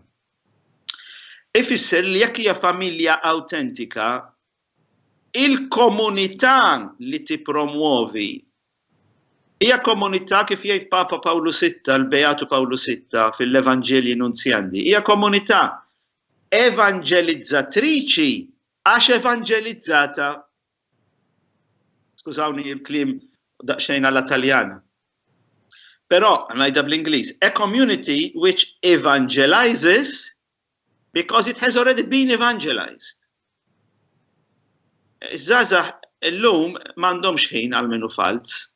Il-minu falz jikkun smawh, mhux jikkuntattjawh. It-tieni punt, komunità, familja autentika li teduka u tevangelizza biex twassal liż-żgħażagħ għal maturazzjoni tal-persuna sħiħa. Holistic maturity. Of course, in a process and in a gradual manner. Allura, il-preokkupazzjoni, u naħseb dan xi ħaġa li aħna s-Salesiani nippruvaw, mhux nagħmlu ħelitna biex din inkunu konxji u jibsin fuqha, mhijiex il-preokkupazzjoni li se nagħtik xi ħaġa, mhijiex il-preokkupazzjoni li rrid nagħtik il-kontenut, le. Immija ix-xewqa tiegħi, my desire and my willingness to journey with you so that you can become a holistic person, you can become a better person, you can become the person you should be. U l-aspett edukattiv awtomatikament huwa ispirat, it is being nurtured by gospel values, unconditional love, constant presence, compassion, mercy, and so on and so forth. Mela komunità li teduka u tevangelizza l-maturazzjoni sħiħa. Familja autentika jfisser illi l-komunità kollha kemm hi, kull membru tagħha u flimkien. Attenzjoni biex dan mhumiex paroli, Il-komunità mhijiex istituzzjoni anonima. Il-komunità hija Fabio, il-komunità hija Julian, il-komunità hija Matthew, il-komunità hija Antoinette, il-komunità hija Rosie. Il-komunità huma persuni. Kull persuna għandha responsabilità, però flimkien. Id-diskors kollu dak li aħna llum fil-letteratura u fil-riflessjoni ngħidulu collaborative ministry. Iż-żmien tal-eroj tar-rajja spiċċa. Pastoral heroes jekk qatt kienu hemm. Illum it's non-existent. Illum ma teżistix heroic pastoral ministry, illum jeżisti collaborative, communal, where there is a community in communion. Fejn il-komunità hija magħmula mhux minn numri, hija magħmula minn persuni konvinti, autentiċi u koerenti. It-tielet ir-raba' underpoint ta' dan it-tu, ix-xhieda ta' komunità nisranija hija rifless tal-fidi u tal-messaġġ li trid taqsam nemmnu, ngħixu u nxandru. Iż-żgħażagħ l-ewwel fil-fatt huwa l-punt li jmiss, iż-żgħażagħ il-messaġġ tal-Vanġelu iridu jarawh, mhux jisimgħuh. Meta nitkellmu aħna għadna kif smajn issa minn Dr. Caruana, meta llum qed jinsistu ħafna fuq metaphors and images, when they see us, they do not necessarily see a person. They get an image. They get a feeling. They connect in a way li aħna ħafna drabi biss nindunaw bija. L-aħħar sub-point tan-number 2 huwa dan. L-esperjenza pastorali allura ta' din il-komunità autentika, l-esperjenza pastorali hija frott ta' komunità li temmen, titlob, tirrifletti u tipproponi. U din hija xi ħaġa li iktar ma mmur il-qudiem fl-esperjenza tiegħi iktar qed nemmen fiha. Hija komunità ta' fidi, però hija komunità ta' talb. Ma nistgħux aħna il-pastoral communities tagħna, il-pastoral teams, pastoral commissions, pastoral equips tagħna nimxu nibqgħu għaddejjin billi we administer ministry. Ministry is not to be administered. Ministry is to be contemplated, is to be prayed. And only when it is contemplated and prayed, then it is proposed. Allura hija komunità ħna ġa semmi dawn l-erba' kelmiet li temmen, li titlob, li tirrifletti fuq dan il-punt, ħbib tiegħi, noqogħdu attenti għax għandna povertà ta' riflessjoni pastorali. Ħafna drabi nirrepeti dak li qed fil-bidu għax aħna ġenerużi naħsbu li m'għandniex bżonn nirriflettu. U le Fabio dak ħella ta' ħin. Għandna tant xogħol x'nagħmlu m'għandniex noqogħdu nirriflettu, żbaljat. Għax meta nsibu ħin biex nirriflettu, allura nsibu ħin biex nitolbu. Allura nsibu ħin biex ir-riflessjoni tagħna ma tkunx riflessjoni biss orizzontali, imma tkun riflessjoni mill-perspettiva tal-qalb tal-Vanġelu, tal-qalb ta' Kristu fondamentalment. Allura nistgħu ir-raba' punt nipproponu. Allura proposta tagħna tkun maturazzjoni ta' proċess personali, personalizzat, komunitarju u komunjonali. L-aħħar punt, u dal-waqt ħanispiċċa, proposta pastorali kontinwa u integrali. Ġifieri, illum iż-żgħażagħ qed jgħixu f'kultura ta' uża e konsuma, uża ġetta. Kultura tal-konsum. Però din hija kultura li aħna rridu nagħtu kontra-testimonjanza tagħha. Ma nistgħux aħna nagħmlu proċessi pastorali u iż-żgħażagħ jgħidulek father, sister, mer, il-laqalim ismeti, ma nafx, issa narawux. Aħna ma jistax ikun li nkunu rifless ta' inċertezza. Interessanti dak li semma Dr. Caruana. Era għaliex fil-kwestjonarji tal-isfijiet ħarġet ċara taż-żgħażagħ u l-isfijiet illi waħda mill-iktar affarijiet li qed tinkwitaw hija l-biża' tal-futur. Il-biża' tal-futur, naħseb hemmhekk kellu raġun Dr. Caruana meta qal the uncertainty about the future, they are less optimistic about the future, hija karatteristika li rridu nistudjawha sewwa jekk aħna bħala Knisja aħniex qed niffomentawha. Aħna bħala Knisja qed nagħtu tama jew qed nikkomunikaw improvisation, which basically means a vacuum of hope. A hopeless environment in all senses. Allura, youth ministry mhuwiex serje ta' eventi, festi u ċelebrazzjonijiet għalkemm dawn huma importanti, dawn huma parti minnu. L-istorja tirrakkonta meta kien hemm il-World Youth Day, il-vikarju kardinal ta' Ruma Ruini qalulu l-eventi huma importanti għal pastorali ġovanili għal youth ministry u rrisponda b'mod intelligenti għallhom l-events ma jagħmlux il-youth ministry imma l-youth ministry għandu bżonn l-events. Ekku. L-events ma jagħmlux il-youth ministry imma l-youth ministry għandu bżonn l-events. Rridu noqogħdu attenti li l-proposta tagħna kontinwa u integrali ma tkunx biss magħmula minn events, minn ċelebrazzjonijiet. Għaliex? Għax dawk huma momenti fejn jiġu konsmati, dawk għandhom ikunu momenti fejn il-kwotidjanità, il-daily reality, kapaċi titla u tiġi ċelebrata b'mod partikolari. Punt ieħor din is-section, youth ministry huwa proġett pastorali sħiħ li jfittex li jgħin liż-żgħażagħ minn 4 dimensjonijiet. Aħna dawn huma xi ħaġa naqsam magħkom bħala Salesjan. Aħna fil-proġetti pastorali tagħna nippruvaw nikkuraw id-dimensjoni tal-fidi, id-dimensjoni kulturali, id-dimensjoni assoċjattiva, is-sens komunitarju, u d-dimensjoni vokazzjonali. ċoe, aħna li nimxu maż-żgħażagħ ma jistax ikun, u semmija din Dr. Caruana fl-aħħar, illi naslu f'ċertu punt fejn tispiċċa żgħażugħ u inħalluhom kif sibnihom. Sorry, we cannot do that. If we leave young people at the end of their youth where we found them, that means we have betrayed them. Very simple.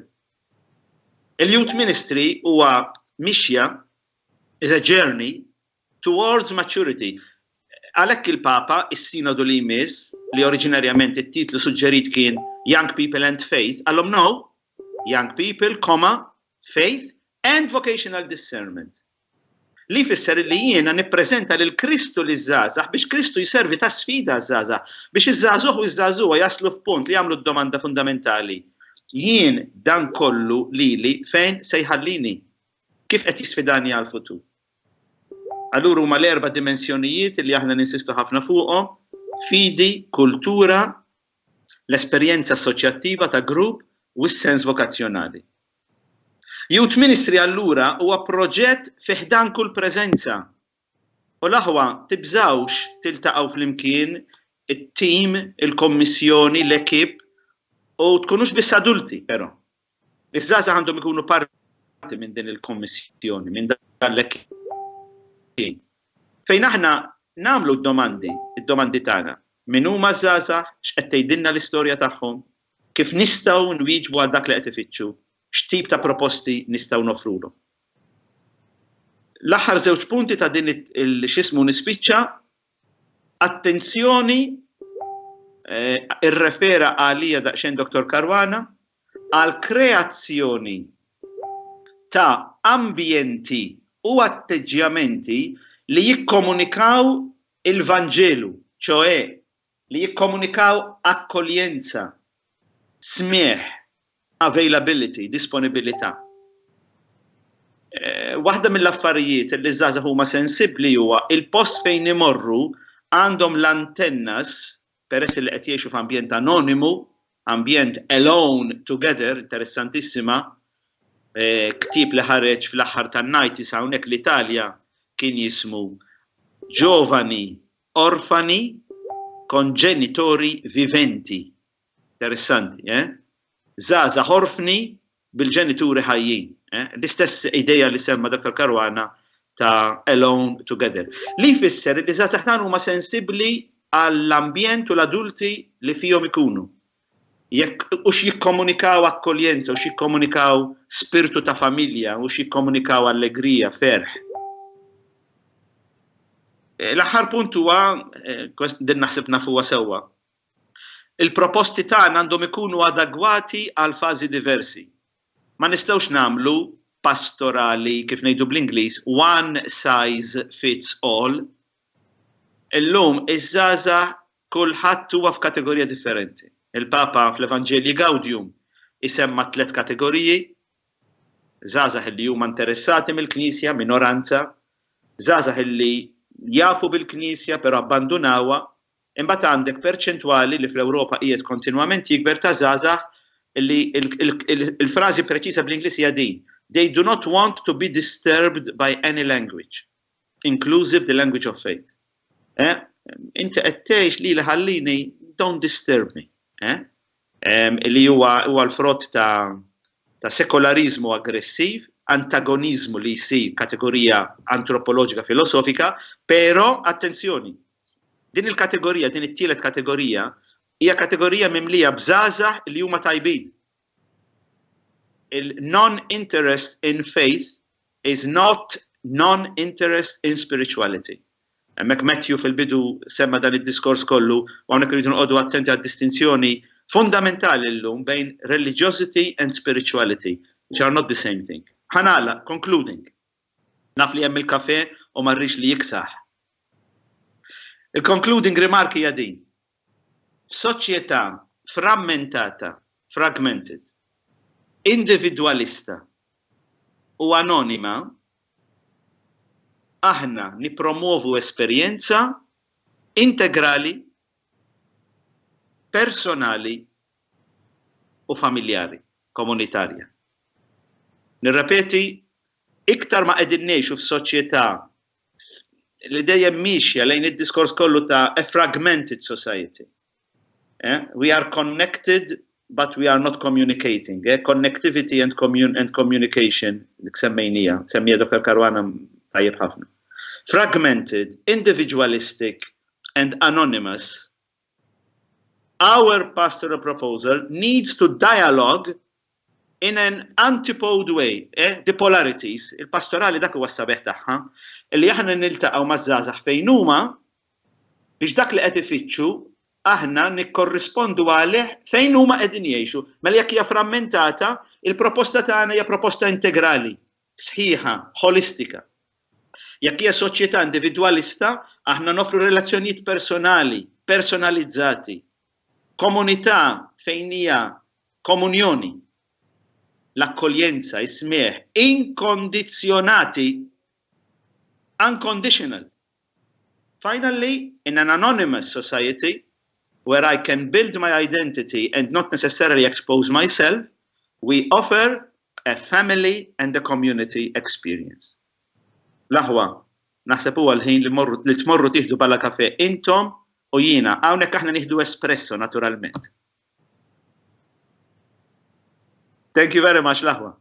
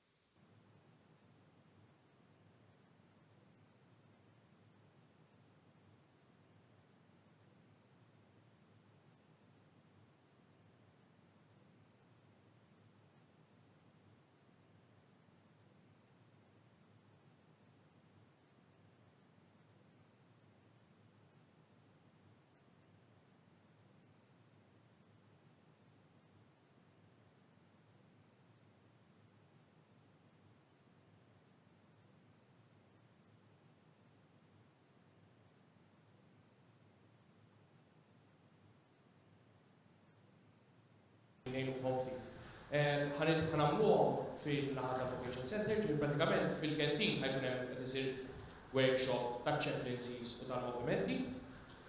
It-tlieta l-oħra ħajkollhom kamra kull wieħed fissa. Li ħajkunu qegħdin fejn il-kappella, tliet itmamar fejn il-kappella. Importanti, l-ewwel workshop ħajkun 5 minutes iqsar, fil-11 nofs. Awtomatikament ħassir il-bidla minn workshop session 1 għal workshop session 2 biex nofsinhar kemm jista' jkun hawnhekk nibdew il-plenarja, biex fadelu, fejn idealment l-outcomes kollha tal-workshops differenti tal-brainstorming sessions ħakuna din nagħmlu hemmhekk jiġu hawnhekk u kollha mbagħad nixxerjaw ftit take away magħna biex mbagħad waħed jirrifletti ftit kif issa jagħmel aħjar pastorali. Grazzi u nibdew lura hawnhekk nofsinhar.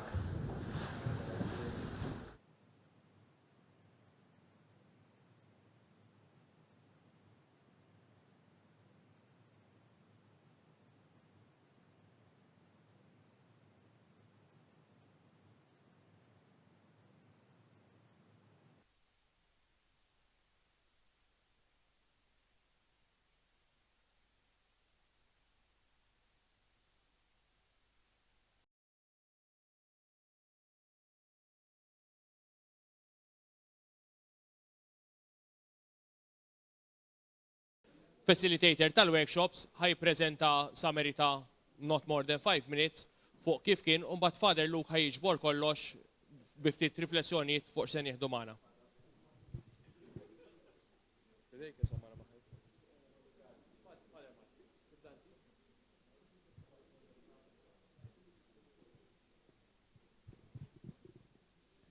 Mela ħaniġbor fil-qasir dak li ntqal ċertu punti ġifi ħana kienet fuq chaplaincies, ovvjament tkellimna fuq chaplaincies ma tkellimna fuq realtà ġenerali.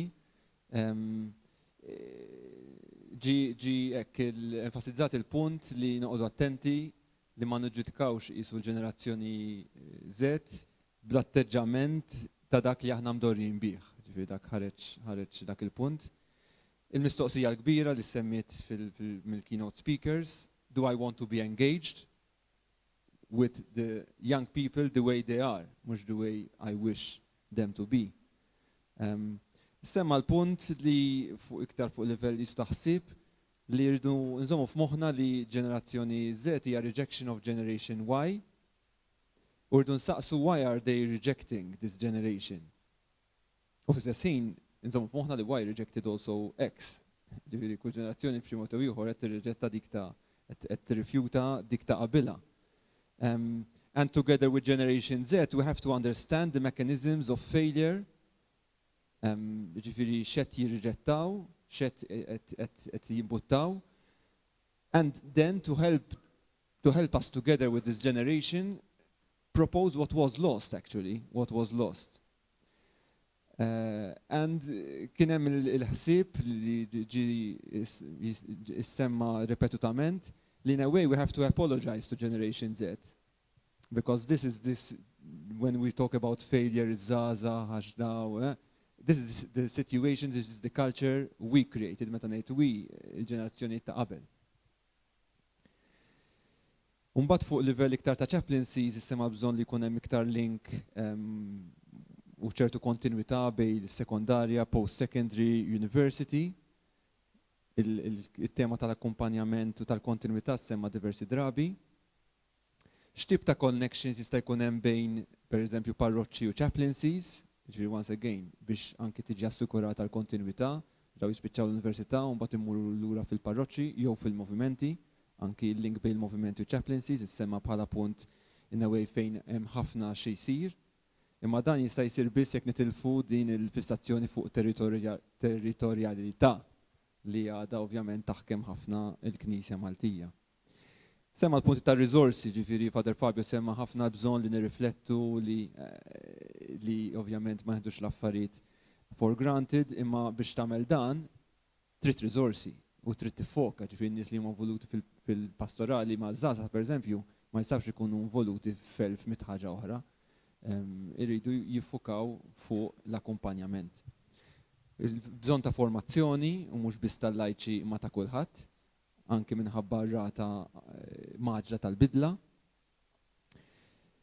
Bżonn ta' nieħdu eżempju mill-business sa' ċertu punt, sharing of good practices, naraw għalfejn qed żgħażagħ qed imorru fejn qed imorru. Ġifieri hawn ċertu movimenti, ċertu postijiet li qed jattiraw numru ta' żgħażagħ. Għaliex qed imorru hemmhekk iż-żgħażagħ u mhux postijiet oħra. In a way, iż-żgħażagħ huma discerning ħafna, jaraw ċerti affarijiet u jmorru hemmhekk. Per eżempju, sens ta' komunità, sense of belonging. What are they finding? Hemm bżonn nixxerjaw iktar fuq dal livell. Jeħtieġa ta' smigħ, jeħtieġa ta' seminars bħal dawn biex niftħu l-orizzonti, u anki l-bżonn li leaders stess ikunu isibu support, għax ovvjament aħna kull min jaħdem pastorali xi ftit mitluf u bil-fors li nkunu mitlufin. Issemma il-bżonn li żgħażagħ ikunu jħossuhom on board, jħossuhom jipparteċipaw. U tensjoni bejn di l-attention span tal-goldfish li semmieta tal-8 seconds u fl-istess ħin, ġifier pereżempju f'ambjenti ta' edukazzjoni fejn wieħed jassumi li ovvjament hemm ċertu interess anke intellettwali, kif isu nistgħu dit-tensjoni bejn the attention span daqshekk żgħira u l-bżonn to go deeper, anki fuq livell mhux biss spiritwali intellettwali, kif nistgħu daw nartikulawhom aħjar. F'dinja fejn kif edna iż-żgħażagħ li tilfu mill-ewwel attenzjoni, mir-riskju li jibqgħu biss fuq livell superfiċjali. Naħseb din hija sfida kbira. Grazzi ħafna.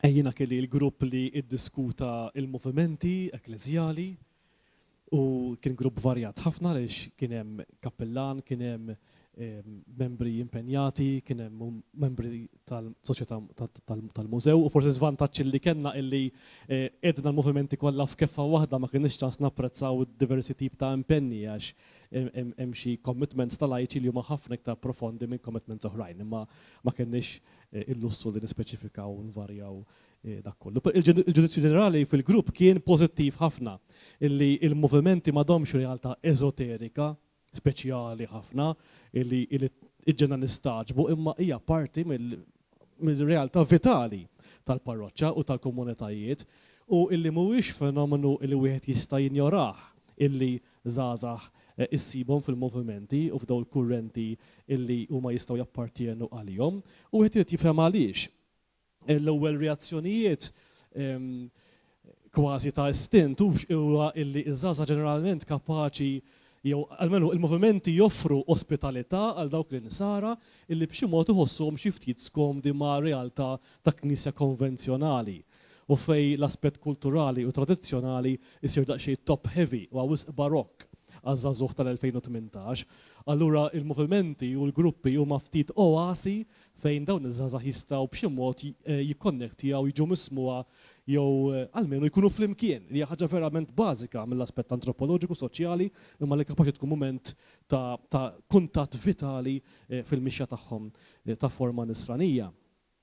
U fatti kien hemm inqal li l-movimenti kapaċi jkunu link kruċjali bejn l-esperjenza fl-iskejjel u eventwalment għal impenn matur u adult fil-parroċċi fejn inti tidħol f'dik l-inviżibilità isu Bermuda Triangle pastorali u għal-grizma, il-moviment kapaċi joffri ta' lifeboat ta' emerġenza lil dawn iż-żgħażagħ illi għad isibu ruħhom f'soċjetà li hija ġungla u jridu ma jinnavikaw b'xi mod individwali. Allura reazzjoni oħra ta' istint għal il-gruppi hija li l-gruppi kapaċi joffru wkoll ritorn lejn forma awtentika ta' kristjaneżmu u rrid ngħid pjuttost b'mod effiċjenti ħafna.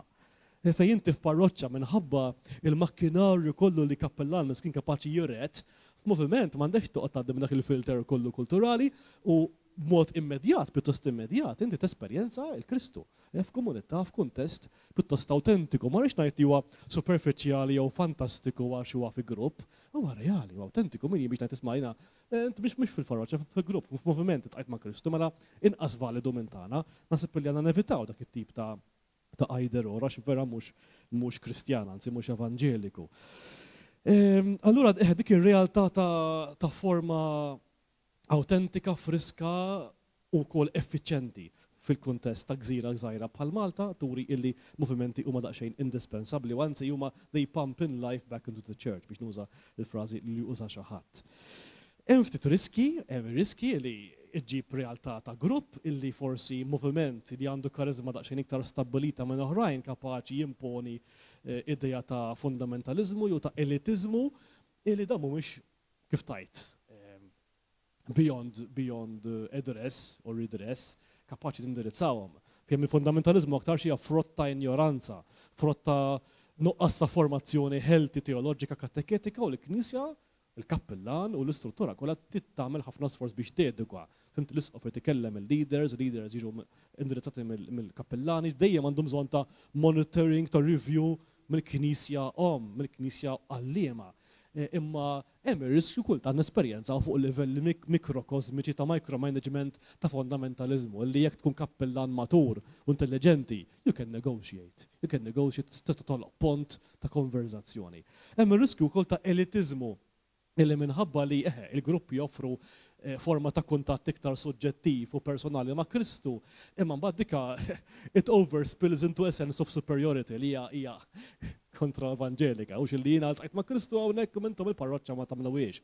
Iż-żgħażagħ kapaċi di anki they get put off huma stess bdiet sens ta' elitizmu, għadu attanti illi qed nofrulhom sens ta' smieħ ta' umiltà ta' akkompanjament imma anki ta' akkuntabilità lill-Knisja lill-Knisja li anke li l-parroċċa. Dalla żgħażagħ għandhom jiġu edukati f'dawk iż-żewġ binarji. Dal-movimenti kien hemm qabilhom jien għamilt analoġija bejn il-movimenti bħal fi żminijietna u l-monasteri fi żminijiet mudlama. Analoġija mġebda ftit, imma l-importanti tara s-sekwenza. Ir-rwol tal-monasteri fi żmien mudlama kien li tippreserva l-Kristjaneżmu fejn inti għandek desertifikazzjoni ta' Kristjaneżmu fl-Ewropa. Inti għandek ċiviltà li waqgħet ikkrollat u illi l-Knisja ħassitha inkapaċitata illi tevanġelizza f'dak il-kuntest. U l-monasteri kienu daw oasi, daw is-satelliti essenzjali ta' fidi li mingħajrhom is-seklu 12 li raf juritura tremenda fil-Knisja mbagħad ma kienx ikun possibbli. Allura il-movimenti kapaċi huma stess jevanġelizzaw u jiggarantixxu kontinwità ta' Kristjaneżmu fl-ambjenti tagħna. M'għandniex qatt narawhom bħala ostaklu. U żgħażagħ allura irduhom fil-movimenti propju għax huma fuq il-frontiera. Huma qed juruna kif nevanġelizzaw. Għandek tkun preżenti magħhom biex titgħallem il-lingwaġġ li qed jużaw. Jiena ftit ilu kelli laqa ma' f'parroċċa ma' grupp ta' 11-il sena, kollha kien 11-il sena, 12-il sena u tallimt li għandhom social media ġdida streak. Jew streaking, illi għalina tfisser ħaġa differenti streaking, imma huma għandhom social media illi għal Form 1 11-year-olds jużawha di, jikkomunikaw ritratti jaqgħod ma kont smajt biha, imma kif tuża il-kelma tixjelhom. Eħed tuża lingwaġġ tagħhom. Però jiena di ma sibix f'komunità teoloġija żgur jew fl-istudju you have to listen to them u tara x'qed jgħidu. Ejwa, hawnhekk ma naqbilx miegħek ta' għax hekk hemm rinaxximent fil-Knisja kien proprju l-Medjuevu. Ħaġa illi issa dina għadintra dir-riflessjoni u r-rwol ta' kappellan tant huwa vitali f'parroċċa illi saqsejta x'kanna l-lussu ta' kappellan fil-grupp tagħna Father Roderick, saqsejtu x'inhu r-rwol ta' kappellan u din movimenti u din iż-żgħażagħ għalli li jkun preżenti. Li jkun preżenti ħafna jkollu ħin disponibbli għalihom li juri ruħu bħala raj u wkoll ta' pellegrin ukoll magħhom. U wedna wkoll illi kwalità indispensabbli f'kappellan ili jkun kapaċi jintegra il-movimenti f'parroċċa. Jintegrom li huma jkunu parti minn dak il-ġisem organiku. Anke jekk issib resistenza, infatti kien hemm qal tajjeb ikun hemm healthy tension kultant bejn movimenti gruppi u parroċċa dika for the sake of both iżommhom tikka on edge illi mhux jintelqu b'komdità jew self-complacency, ma l-isma' we're one community qegħdin fl-aħħar mill-aħħar għall-istess qan, però qed tiġib ir-rikkezza wkoll tal-karizmi u anki id-demands tad-dixxiplina illi t-tnejn iġibu lil xulxin. Issa bih ta' grupp u għalhekk iż-żgħażagħ tant iħossuhom jifjorixxu f'kuntest ta' gruppi, il-grupp jħorġok minn individwalità għal personalità. Ma tibqax biss individu ma ssir persuna fejn kapaċi jkunu jafuk. U kemm xi ħadd li qal li anke jekk għandek qudiesa sabiħa ħafna fil-parroċċa, anke l-liturġija sabiħa ħafna, però xorta kapaċi tirrinforza individwalism. Għax inti ma tafx in-nies li hemm massa ta' 300 ruħ fil-Knisja, 400 ruħ. Ma tafhomx. Fi-grupp żgħir inti personalment sir taf l-oħrajn, issiħilhom forsi ħutek jew waħwa, allura hemm kuntest iktar personali u interpersonali li huwa sabiħ ħafna u li jeleb l-iskrizofrenija li s-soċjetà tagħna iġġib. Ħa nikkonkludi. Allura is-sabiħ tal-movimenti wkoll huwa li juri r-rikkezza ta' Knisja, parroċċa mhix realtà monolitika, imma li inti l-karizmi turi il-varjetà. Id-diversifikazzjoni ta' karizmi li hemm fil-Knisja li jagħmluha rikka. Fl-istess ħin allura iż-żgħażagħ kapaċi jsibu iktar risposti għax hemm iktar risposti disponibbli. Hemm iktar kuntesti fihom ma jistgħu jsibu tweġibiet differenti naf jekk xi ħadd huwa inklinat li jingħata għax-xogħol ta' ġustizzja soċjali, kapaċi jsib daqsxejn ta' spazju fejn jħossu tajjeb mixi wara Kristu f'dak l-ambjent. Jekk hemm xi ħadd li għandu tendenza iktar kontemplattiva jew spiritwali, hemm kuntest fejn jista' iktar jeżerċita dik it-tip ta' dinamika. Tajjeb, ta' grazzi. Evitajna tikka jew irċevejna parir biex nevitaw kommenti dispreġġattivi anke dwar dak il-movimenti f'parroċċi li kapaċi jkunu tradizzjonali tal-festi li ġeneralment nammetti l-ewwel wieħed narhom tikka bħala ostaklu patoloġiku f'parroċċja li għandha bżonn tevanġelizza. Imma kien hemm xi ħadd b'mod pjuttost inġenwu, qed niċċajta, qal li dawn huma opportunità ta' evanġelizzazzjoni. Jiena min jien biex ngħid li m'għandux raġun, naħseb li hija sfida ikbar mill-IVF għal-Knisja Maltija li tevanġelizza il-gruppi tal-festi u l-movement fejn ħafna żgħażagħ. Hija qibsa ħafna, però hija sfida li semmejt u li naħseb li ma nistgħux sempliċement nabdikaw minnha u neskluduhom ma intom hemmhekk u ħalluna bikwietna somma. Ikun infaħħar Ġesu Kristu.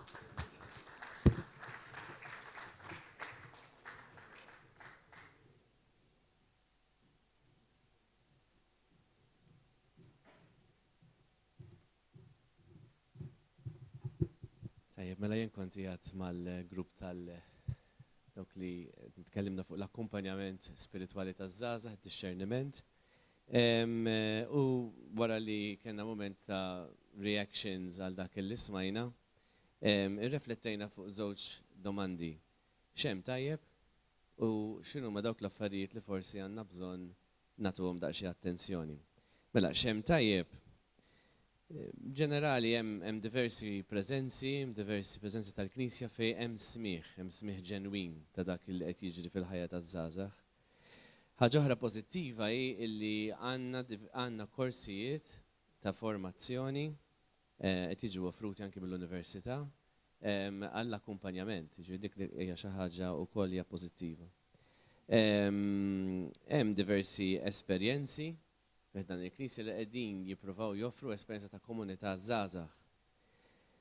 Minkejja kollox, minkejja li kultant ngħidu li forsi l-Knisja m'għadix kif kienet qabel, però naħsbu hekk kien hemm din l-idea li mqabblin ma' pajjiżi oħrajn fl-Ewropa, l-Knisja f'Malta għad għandha ħafna opportunitajiet sbieħ. Il-kuntatt għadu hemmhekk. Però qegħdin fi żmien kruċjali fejn verament irridu nagħmlu xi ħaġa għax issew għall-waqt. Qegħdin f'punt hekk partikolari. Hemm sforzi sbieħ ta' komunikazzjoni bejn dawk li qegħdin jakkumpanjaw iż-żgħażagħ, din hija waħda minnhom, u grazzi ta' din l-inizjattiva. U hemm bżonn aktar ta' dawn il-mumenti, jekk issemmit ħafna. Kien hemm inizjattiva wkoll ta' exposure to prayer f'xi skejjel u anki non-formal prayer, hekk li fil-ħajja ta' kuljum hemm din l-idea li kull ma qed nagħmel hija talba. U f'ċerti oqsma fih dan il-Knisja hemm ukoll dan l-użu tajjeb tal-medja. Dik ukoll hija xi ħaġa oħra li semmit. Attenzjoni. Forsi ta' min nistaqsu x'tip ta' preżenza qed ikollna maż-żgħażagħ? Hija preżenza li qed tippromovi relazzjonijiet sinifikattivi ma' adulti bis-sens. U hawnhekk tela l-punt tal-awtentiċità, tela fiż-żewġ workshops dan. Jien stess irrid inkun akkumpanjat jekk jiena stess qed nikkumpanja xi ħadd ieħor, jiġifieri hija preżunzjoni li nippretendi li nista' mmexxi xi ħadd ieħor li meta jien m'iniex qiegħed f'mixja ta' akkumpanjament. Domanda telat ukoll fuq il-vocation ministry kif qed issir, hija proċess ta' brainwashing, jew huwa proċess li bażikament qegħdin nagħtu każ l-istampa sħiħa. Illum għandna sitwazzjoni fejn iż-żgħażagħ għandna a prolonged adolescence, jiġifieri għandna żgħażagħ illi qegħdin idumu ħafna biex jieħdu commitment fil-ħajja. U allura dik hija xi ħaġa rridu nagħtu kasha. U anki l-idea li pa speċi l-kelma vocation ministry titwessa mhux li tippromovi biss il-ħajja reliġjuża jew saċerdotali jew sorijiet, imma li tinfetaħ aktar għal anki għaż-żwieġ li nippromovu l-idea ta' żwieġ, commitment, però din trid issir wara li tkun saret ċerta mixja umana u anki spiritwali. Ma neħdux for granted li żgħażagħ li qegħdin jiġu għandna ġa għamlu ċertu mixja spiritwali. Irridu kien hemm stabilità u kontinwità. Jiġifieri inutli jkun hemm youth minister xi ħadd qed jakkumpanja mbagħad jiġi xi ħadd ieħor wara u jħodd dak kollu li sar. Sens ta' familja li naħdmu flimkien. Kemm importanti hekk dak li semma Father Fabio il-collaborative youth ministry u mhux il-heroic ministry, okay? Dak is-sens ta' bilanċ li nakkumpanja grupp ta' żgħażagħ u mbagħad li nkunu available biex insegwhom fuq livell individwali. Mingħajr l-akkumpanjament individwali, l-akkumpanjament ta' grupp ħafna mill-frott jintelef. U importanti wkoll li konna ċertu għarfien ta' psikoloġija. Semma wkoll l-stages of faith ta' Fowler meta aħna qegħdin naħdmu maż-żgħażagħ kemm qegħdin nagħtu każ dawn il-stage development theories meta qegħdin naħdmu magħhom. Kemm importanti li nkunu ottimisti u nevitaw il-grumpy grown-up syndrome illi naħsbu li d-dinja taż-żgħażagħ kollox ħażin, anzi, hemm ħafna opportunitajiet sbieħ. Grazzi ħafna.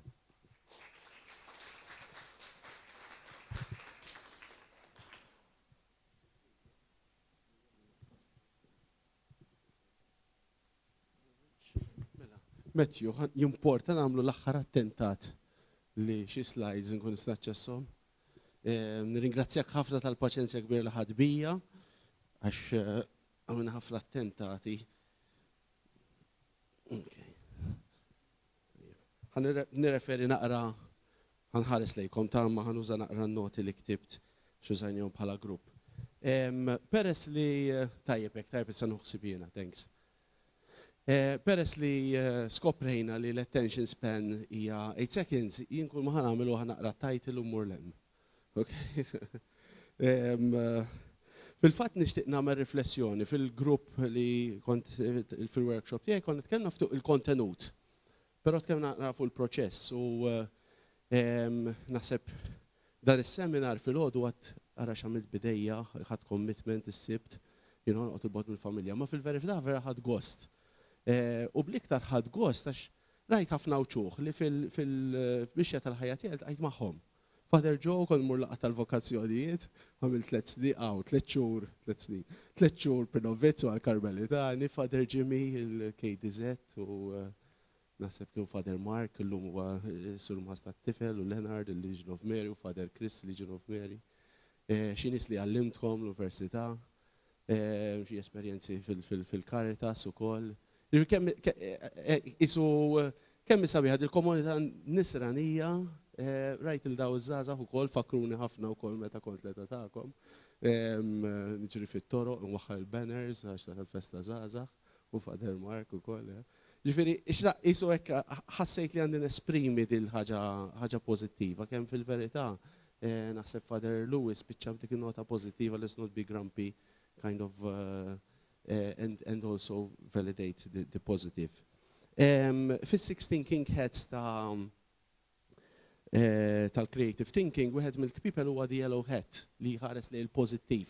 Hemm il-black hat li meta tieħu deċiżjoni ikun il-grumpy u jara l-affarijiet kif jistgħu jmorru ħażin jekk nagħmlu din ħaġa. Però il-yellow hat inħobb nilbsu ħafna u fil-fatt fil-grupp tkellimna fuq il-pożittività anke maż-żgħażagħ, speċjalment fejn esperjenzi li kellhom ħafna kritika u ħafna negattività li ġej mill-ambjent tagħhom. Fil-fatt hemm studju li referejt għalih fejn għandek bżonn 1 to 5. For every negative stroke we receive, we need 5 positives bħala livell umani, ġifieri jekk xi ħadd għajjat miegħek kelmek ħażin taħħar sakera tak daqqa biex tinsija dik trid 5 affarijiet pożittivi, negattivi jaħel iktar magħna u min ġej minn ambjent iktar diffiċli għandu bżonn iktar minn 5. Allura kien hemm minnhom fejn tajna xi kumpliment il xi nies bqajt insaqsihom imma x'issiblu tajjeb. So that is something to keep in mind. Il-pożittività tama, speċjalment f'ġenerazzjoni fej kif għadna disillusionment u n-nuqqas ta' fiduċja tal-futur tista' tkun għolja. Jien saqsejt il-parteċipanti fuq x'tip ta' weġġat jiltaqgħu magħhom u fiż-żewġ gruppi kien hemm ftit overlap imma kien hemm xi affarijiet li kienu issemmew f'postu mhux ieħor. Ħana ftit sample żgħir, però hemm nitkellem fil-kuntest ta' żgħażagħ l-università relazzjoni diffiċli mal-ġenituri fejn ikun hemm żgħażagħ f'sitwazzjoni gravi mkeċċija mid-dar jew breakdown totali tal-komunikazzjoni. Illum nafu ġenitur jekk jitlef il-komunikazzjoni ma jkunx jaf x'qed jiġri mill-ħajja tal-adolescent. L-anorossija, l-issues ta' sexual identity li qishom naħseb Julian u għamilt referenza li jew Matthew 1 in 10 ħajkollhom attratti għal nies tal-istess sess. This is also f'din dinja fejn tant options tista' tkun ukoll mistoqsija li tqum. U there's no black and white, there's also grey. Struggle to be together. Hemm anka f'kuntest fejn xi ħadd minħabba social media imma fuq livell relazzjonali diffiċli nifforma relazzjonijiet.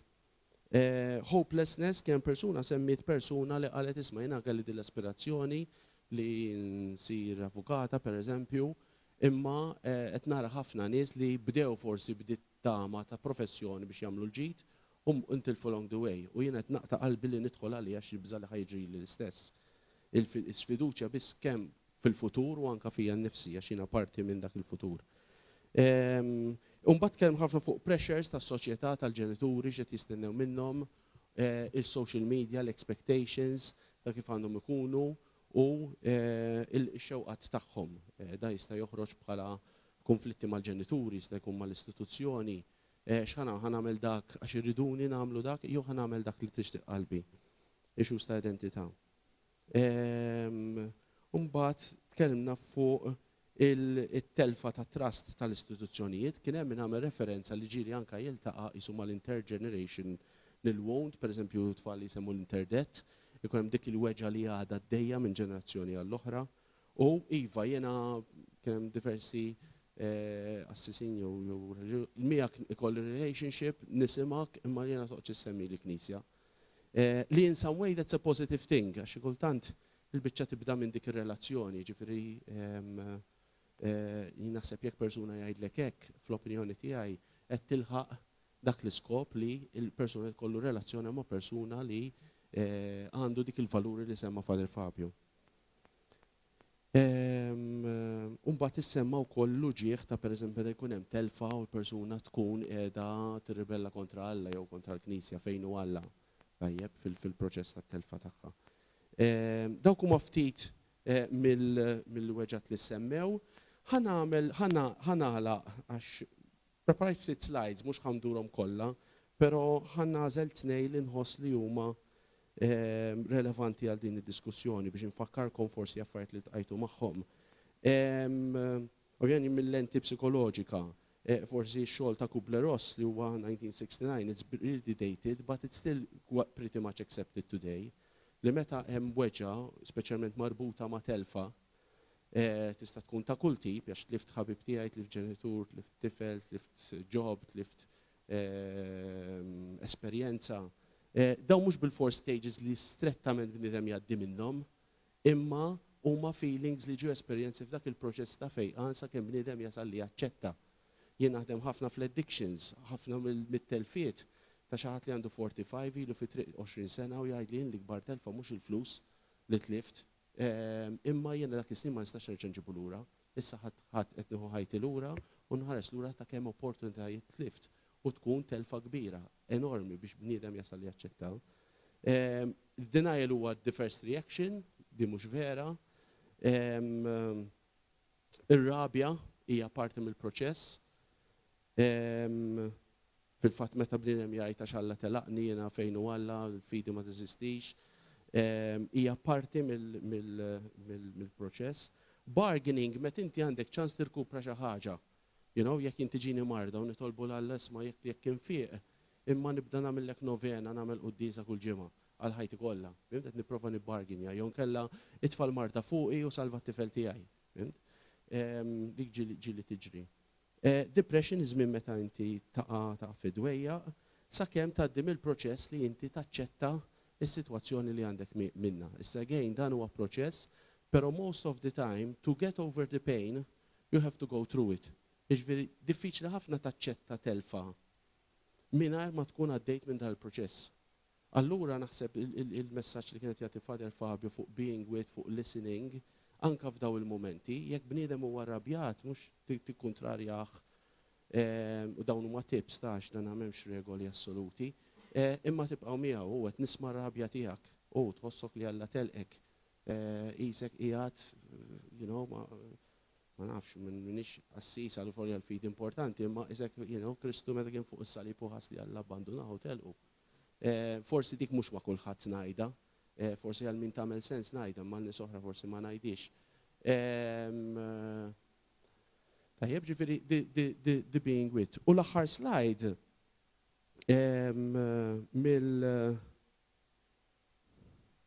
mill-counseling, forsi minn ġiex lectures tiegħi, forsi daw ġieli iltaqa' magħhom, però il-fundament ta' kull counseling u terapija li hija marbuta mal-fejqan għandha bżonn daw 3 ingredienti. U fil-fatt Father Fabio semmihom ukoll. L-empatija li inti qiegħed mal-bniedem. L-empatija ġifieri smajtu u mhux issa ħanajt tiegħi ifqal, smajtu ma erġajt qatt lura dak li ħassejt, dak li qed tħoss, qed nibki miegħek u f'dak is-sens tal-listening qed ngħidlek li qed nifhmek. Unconditional positive regard, semmat unconditional love. Bottom line, daw sibhom kollha fil-Vanġelu, li jiena nħobbok tagħmel x'tagħmel, anke jekk qtilt u anke jekk għamilt ħruxijiet kbar f'ħajtek, inti xorta denju tar-rispettu tal-imħabba. Nista' niġġudika l-azzjoni imma lilek nista' nilqak u nara s-sabiħ fik. ċertu nies meta inti tkun mera tagħhom trid tgħinhom jaraw is-sabiħ li hemm fihom.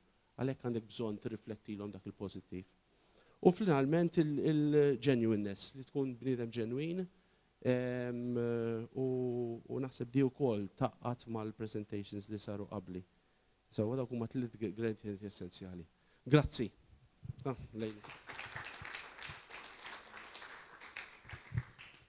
Jien ħankun sommarjament sintetiku. Aħna tkellimna dwar il-gruppi, dwar iż-żgħażagħ u l-parroċċa. L-ewwel tkellimna dwar il-gruppi fil-parroċċa. Importanti li nemmnu fil-valur tal-grupp anke jekk is-suċċess tal-parroċċa m'għandux jitkejjel milli ikollha grupp tagħha, ma speċjali fejn għandek gruppi li jeżistu diġà tkompli tibni fuqhom u taħdem magħhom.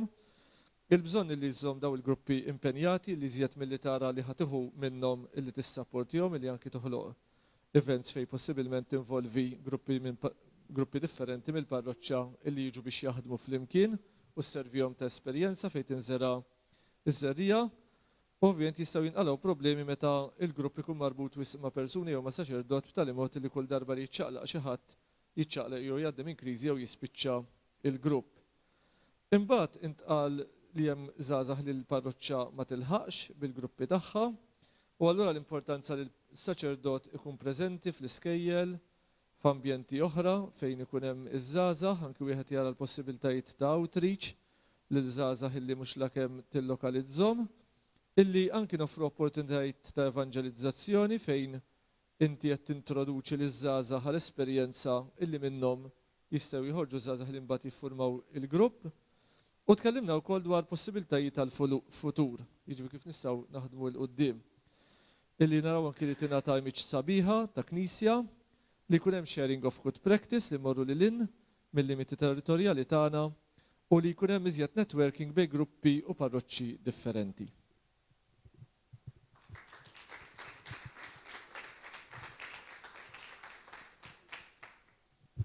Mela wasanna biex nagħlqu, dan moment sabiħ li nasab kulħadd apprezzah.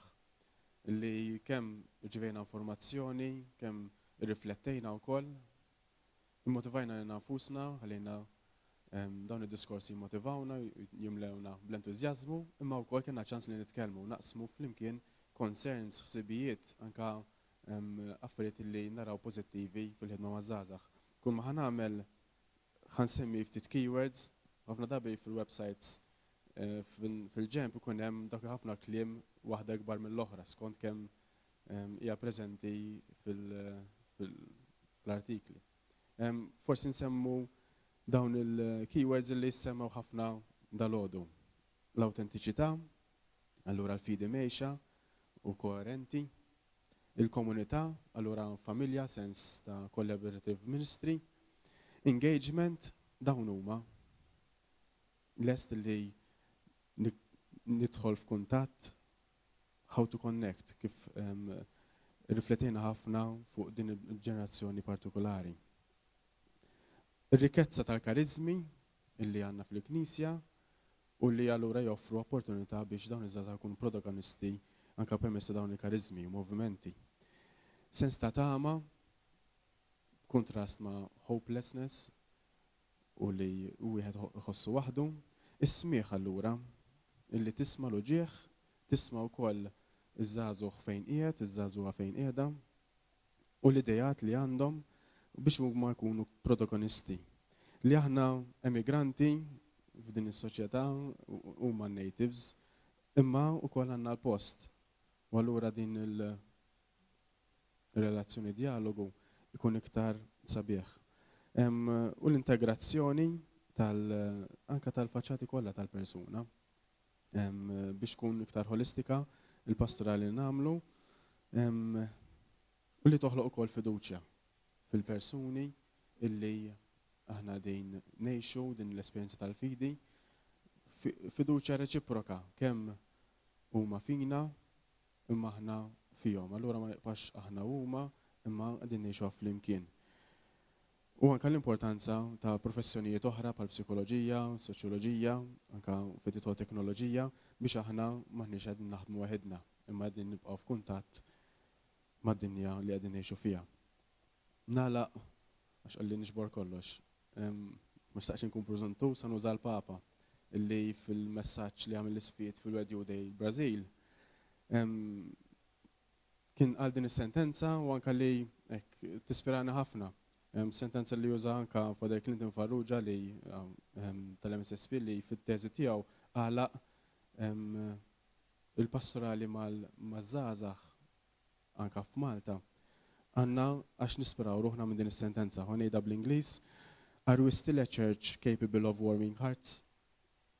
Aħna knisja kapaċi li nsaħnu qlub, ċoe illi ikun hemm dan il-fervur. Is-sentenza illi anka qalu d-disċipli ta' Emmaus wara ndunaw li Ġesu kien miexi magħhom fit-triq.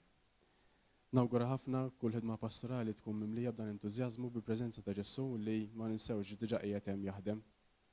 U aħna kemm inħejju triq biex jasalu.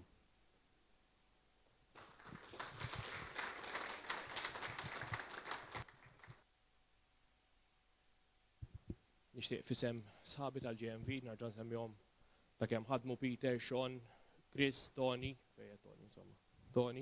u David. Grazzi ħafna ta' kollaborazzjoni anke wkoll speċjalment ukoll il-Father Charlon. Grazzi lilkom ta' kemm ikkollaborajna f'Salti alla kif qal Father Luke dak li bdejna niddiskutu hawnhekk issa wkoll naf li ħajkomplu wkoll f'tal-kleru u jalla bħala diocesi nkomplu niddiskutu nitkellmu. Nħalli f'dej Father Albert biex jalaq. Ringrazzjakom tal-inizjattiva Matthew u komplament insomma x'kienet esperjenza sabiħa forsi fi żmien daqsxejn ta' taħbit imma irnexxiet u kienet tajba anke kellna kumenti sbieħ smajna tallimna u għandna biex inkomplu naħdmu hekk alla jrid il-qudiem. Fil-fatt naħseb għall-aġġornament tal-kleru kif irrefera Matthew naħseb kienet kieku bidu tajjeb, imma insomma ovvjament għaw xi ftit minna li nkunu fl-aġġornament mhux ħafna. Ma naħseb illi tista' tfana naqra fuq tarġa tajba. U jalla inizjattivi ta' din ix-xorta jkomplu jsiru ma nix biex mis-seminarju, ma mill-Knisja ta' Malta, forsi anke jkunu mogħtijin iktar ftuħ ħalli ħaġa bħal din tasal iżjed. Naħseb jiena ma semax kulħadd. Immaġina li kien hawn min seta' jiġi kieku sema, imma forsi ma semax kulħadd. Ġifieri rridu nagħmlu iktar sforz u anke li jsiru iktar mod regolari ċertu attivitajiet ħalli jsir iktar ġita grazzja tal-Alla. Jiena ringrazzja kulħadd tal-parteċipazzjoni tagħkom li ġejtu u xieraq li anke nikkonkludu billi ningrazzjaw lill-Alla u ngħidu talba flimkien. Wara x'imkien hawn l-ikel. Fejn qiegħed? Fil-kantin, all right. Isem tal-Missier tal-Event tal-Ispiritu Santu. Sirna li inti fis-smewit taqaddes ismek tiġi saltnatek kull trid int kif fis-sema jekk fl-art ħobżna da kuljum għatina llum ħfrilna dnubietna bħalma naħfru l-minuħati għalina daħannix fi tiġrib iżda ħlisna mid-dejn għandna. U li jagħtina l-qalb tiegħek biex dawn iż-żgħażagħ li aħna irridu nkunu magħhom li l-hom irridu nakkumpanjaw fil-ħajja tagħna nħobbu lilhom li inti poġġejtna magħhom. Mhux iż-żgħażagħ li nimmaġinaw aħna imma iż-żgħażagħ li hawn illum. Watina l-qalb tiegħek biex verament nħobbuhom u ngħinuhom fil-proċess ta' maturazzjoni u tal-ħajja tagħhom. Bi Kristu Sidna. Sir tal-Event tal-Ispiritu Santu.